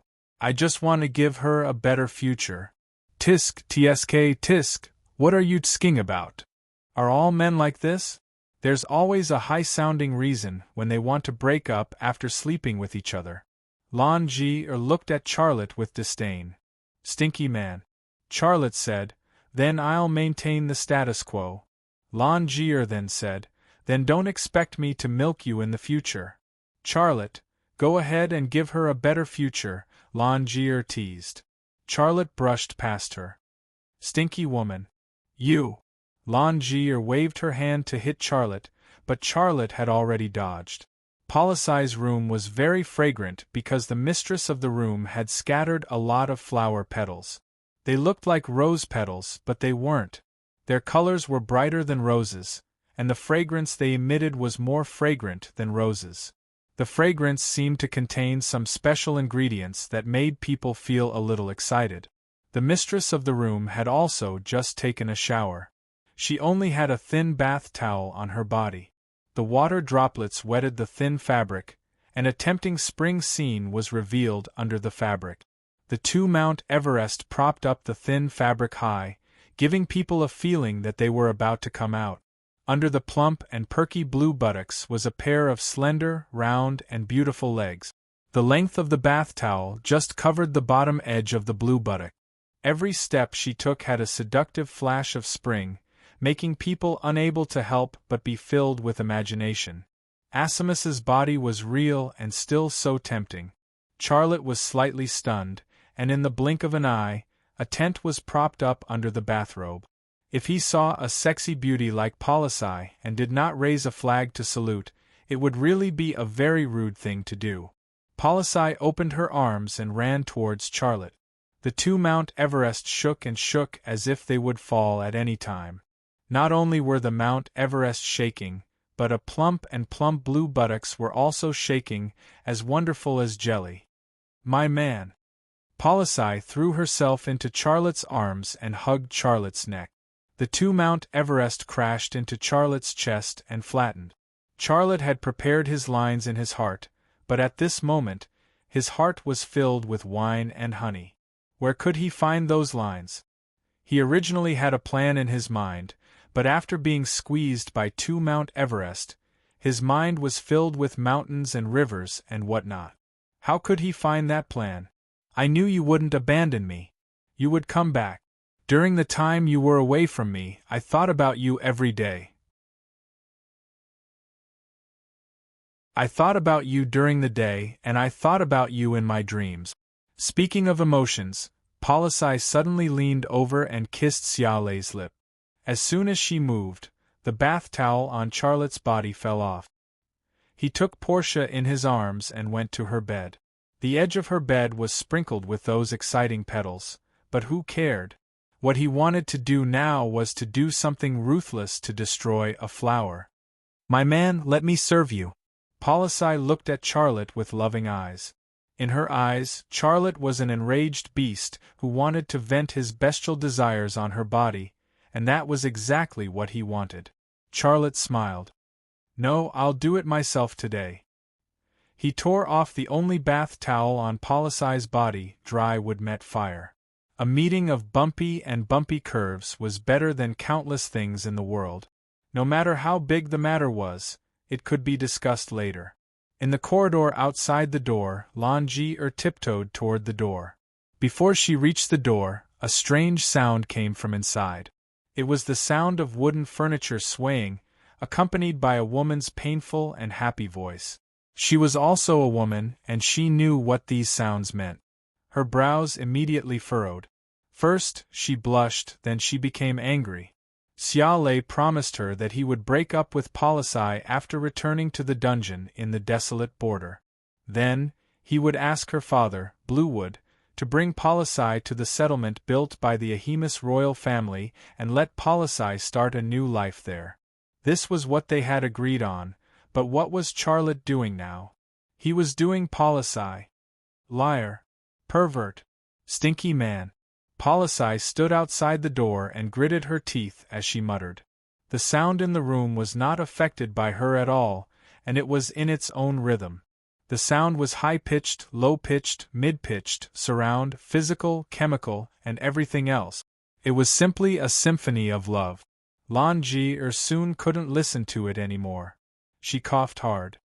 Ahem. The sound in the room suddenly quieted down. There's someone outside. Polisai was very nervous. Charlotte didn't need to look back to use his X-ray vision to know who was standing outside the door. He smiled bitterly. It's Lan Ji. Hearing the name Lan Ji, Polisai's expression suddenly darkened. She doesn't like me, but I can understand her.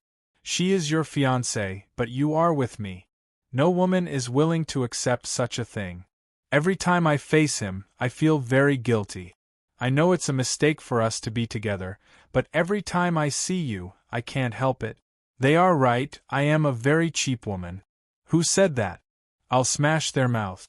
Listen to me, you have never been a cheap woman. You have the right to like the person you want to like, and you also have the right to pursue the life you want. Are you the best man in this world? Only you pity me and treat me well. Don't worry about her. Charlotte didn't want to talk about a heavy topic at this time, so he used a man's unique way to divert her attention. In the end, it only took him a few seconds to succeed. Polisai no longer cared about whether she was cheap or not. The voice that came out of her little mouth became that kind of voice that seemed to be in pain but also seemed to be very happy. The symphony of love began to play again. This time, no matter how much Lan Ji coughed, walked back and forth, or even stomped her feet, she couldn't stop the symphony of love. However, no matter how grand the symphony was, it would come to an end. The passion slowly faded from their bodies, and the man and woman who were hugging each other quietly felt everything about each other, including their body temperature, smell, breath, and emotions. At this time, the man and woman were also lazy, not wanting to move, not wanting to think. They just wanted time to stop in this moment and then be happy forever. After a while, the feeling of happiness completely disappeared from their bodies, and the man and woman returned to reality. They still had to face the problems that they had to face. Charlotte thought to himself, how should I tell her? Sigh, this is so troublesome. Directly hypnotizing her is too cruel, but this is not the way to go on.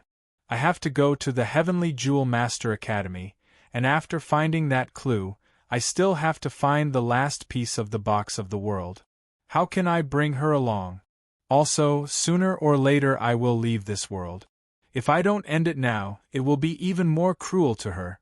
Just as Charlotte was having a headache, Policy suddenly said, Xia, let's break up. And? Charlotte started, suspecting that he had heard wrongly. Policy bit her lip, looking like she was in pain. During the time you left, Bluewood's dad tried to persuade me many times, and so did Lanji. I thought about it for a long time, and I finally understand. I am an Akimis woman, and I cannot survive in the human world. I cannot stand the way humans look at me. You are Lanji's fiancé, and it is a mistake for us to be together. Only when I leave you will my conscience not reproach me. I do not want to carry the label of a lowly woman for the rest of my life. I want to follow Bluewood's dad to the Akimis settlement. I want to serve the sky god there until he forgives me.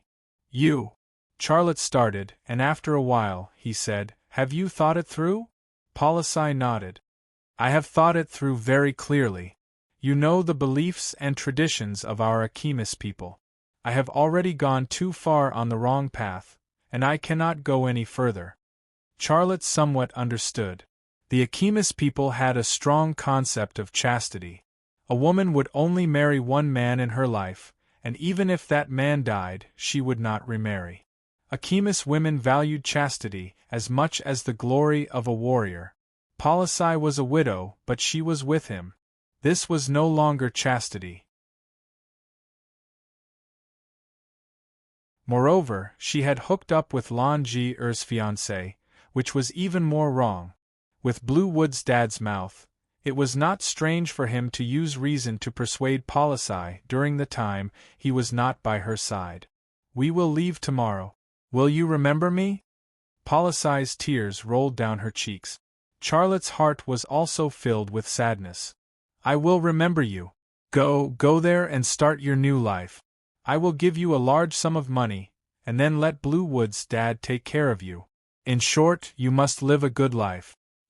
No, I don't want your money. I will never be able to repay what you give me in this lifetime. Policy's tears flowed even faster. Charlotte grabbed her hand. No matter what I give you, take it, because you are worth it. Ah! Policy threw herself into Charlotte's arms again, tears falling one after another. Charlotte gently patted her smooth back, comforting her in this way.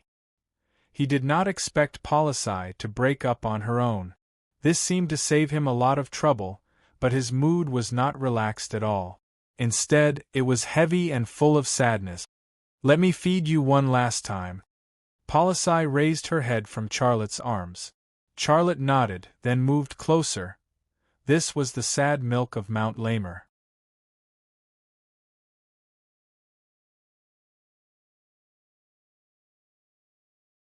Chapter 1454. Since Kong Tu Nana was treating him to a meal, Charlotte had to go. It was not because Kong Tu Nana was beautiful, but because he had a favor to ask of her. That was to bring him to the Heavenly Jewel Academy. After dinner, Xia Lei officially entrusted Gu Kersen to Liang Tao, making Liang Tao also become Gu Kersen's godfather and help take care of this poor girl. After that, he told Kong Tu Nana about going to the Heavenly Jewel Academy in the Oval Office. You want to go to the Heavenly Jewel Academy? Kong Tu Nana was surprised when she heard Charlotte mention it. Are you serious? Charlotte said, Of course I'm serious, and the sooner I leave, the better. Kong Tu Nana was silent for a while before saying, That's troublesome. It changes location every year, and it doesn't inform anyone. The last time I went to the Heavenly Jewel Academy was 2 years ago, which means it has changed location twice. I have to ask personally, but the journey is long, and the road is filled with danger.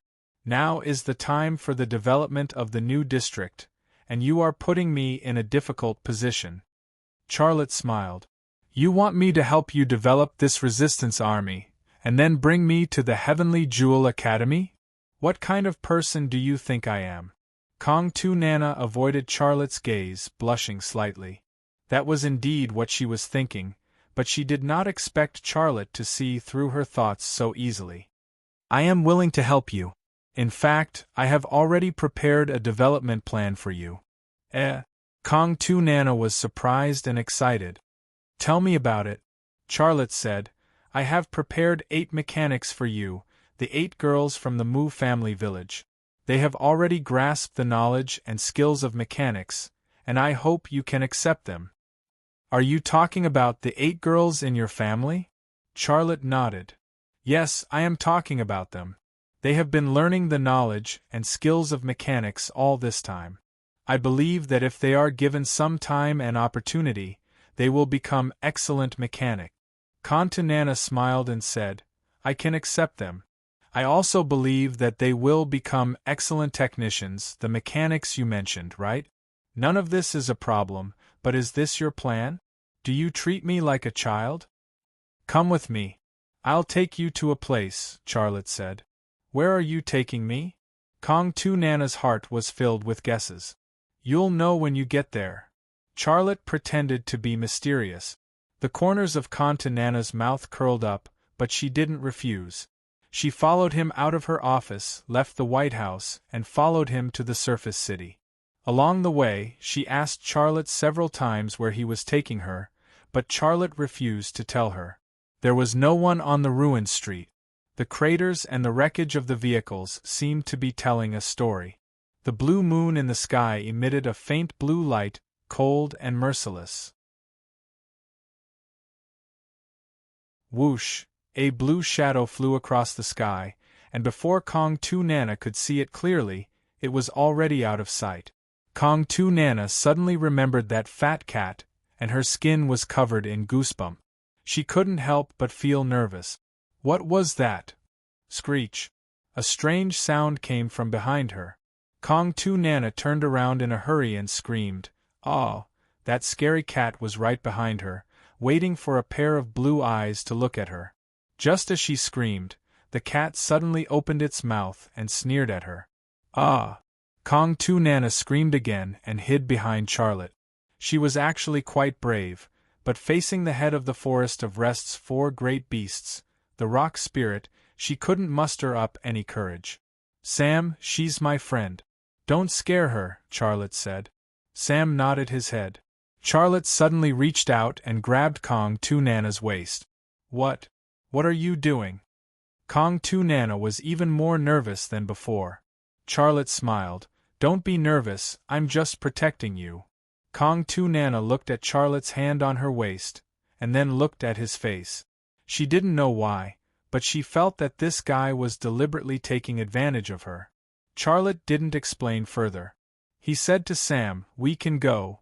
Then he raised his hand. Kong Tu Nana was very curious about Charlotte's action, but before she had a chance to speak, Sam leaped up.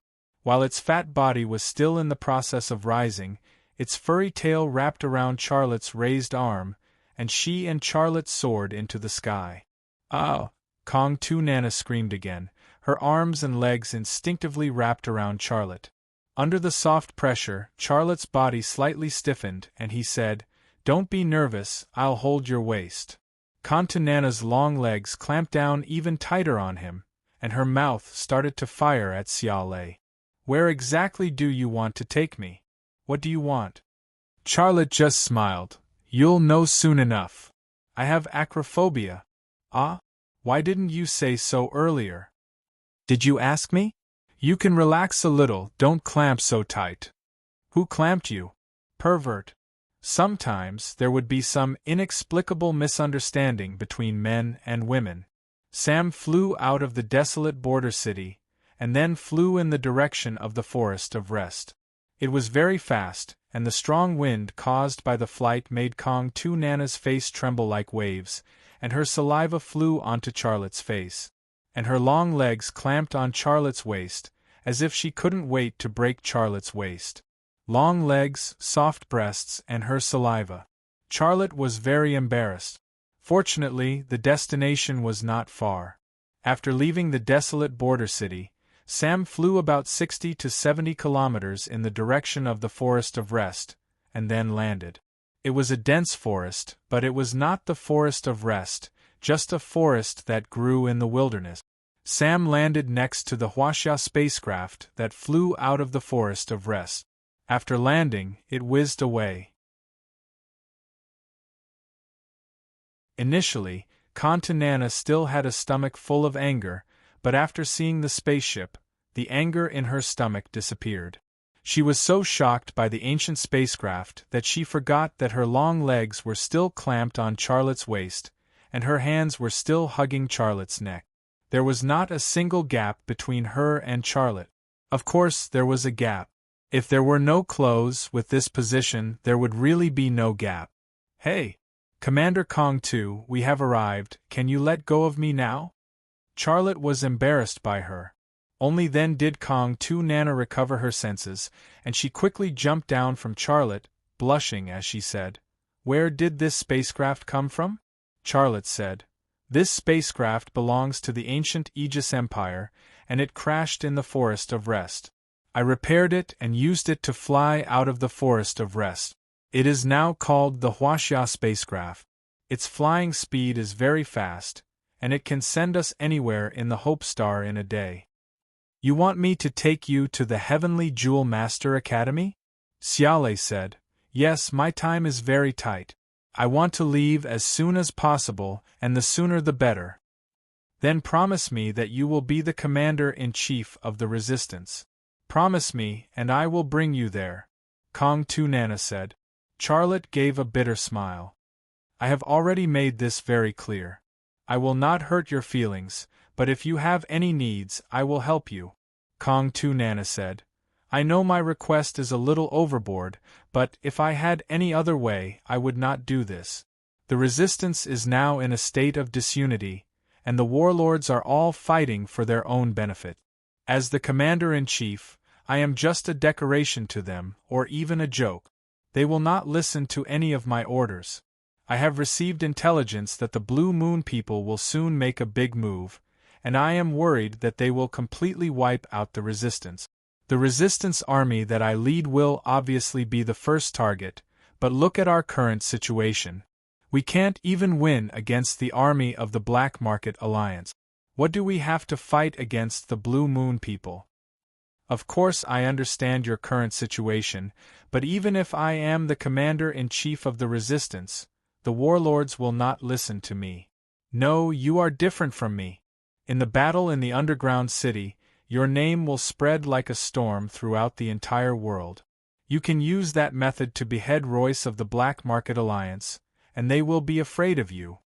Charlotte said, "They will indeed be afraid of me, but you have to know that a rule built on fear will not be stable.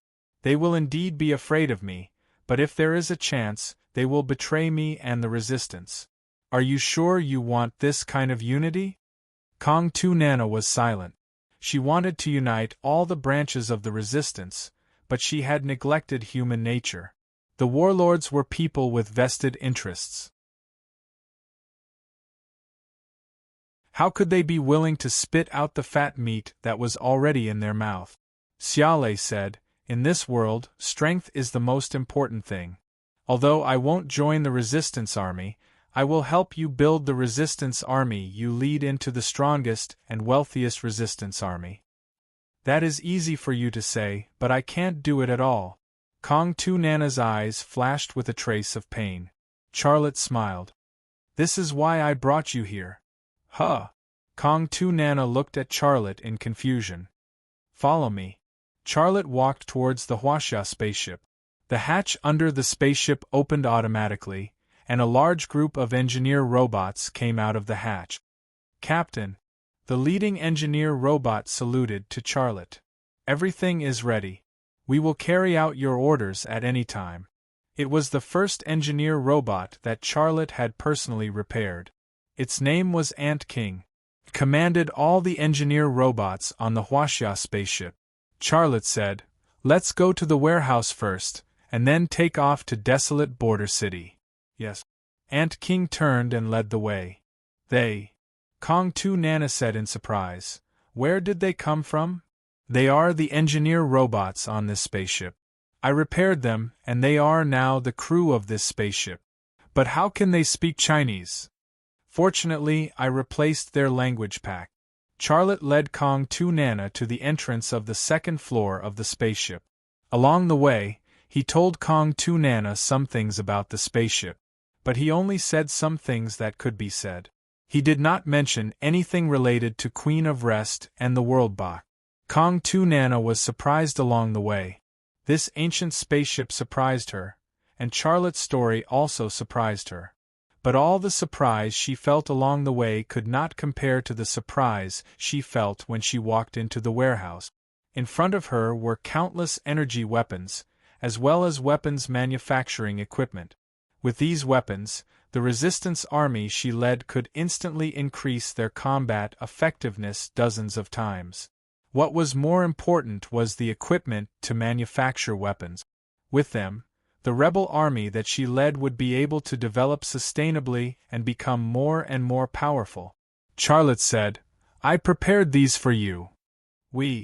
Kong Tu Nana was a little nervous. "We can't afford it." "I don't want money." "Then what do you want?" "I don't want anything." Kong Tu Nana was stunned on the spot. If these Akimis servers and equipment were converted into money, it would be a huge fortune. If Charlotte could turn them white, he would definitely become one of the richest people in the world. But he did not want anything, and was giving them to her for free. Why? Kong Tu Nana was stunned for a long time before she could speak. Charlotte smiled. "If you really want a reason, you're pretty. That should be fine, right?" Kong Tu Nana was stunned again. She did not know why, but her face was a little red.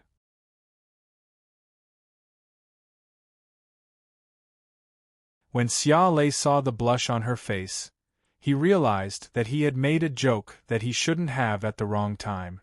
He changed the topic. "I don't want your money. I'm giving these weapons and equipment to you. I only have one condition, and that is to persevere in your belief. Fight bravely, chase away the Blue Moon people, and rebuild our civilization." Kong Tu Nana nodded heavily. "Don't worry, we will not disappoint your kindness and your expectations." "Then when will you take me to the Heavenly Jewel Academy? Transport these things to the underground city." "I'll take you there tomorrow morning," Kong Tu Nana said. A smile appeared on Charlotte's face. He could always get what he wanted, even though Kong Tu Nana, the guide, had to pay a sky-high price. A few minutes later, the Huaxia took off from the ground. When it climbed to a height of 100 meters, it flew towards the desolate city. The reason why Charlotte landed here was that he had just returned and was not clear about the situation in the desolate city. He needed to avoid some risk. After solving the crisis in the underground city, the Huaxia could fly to the desolate city. Its takeoff this time represented hope. You're tuning in to the Phoenix Nights YouTube channel. Don't forget to subscribe and join us on this journey to catch the most captivating stories.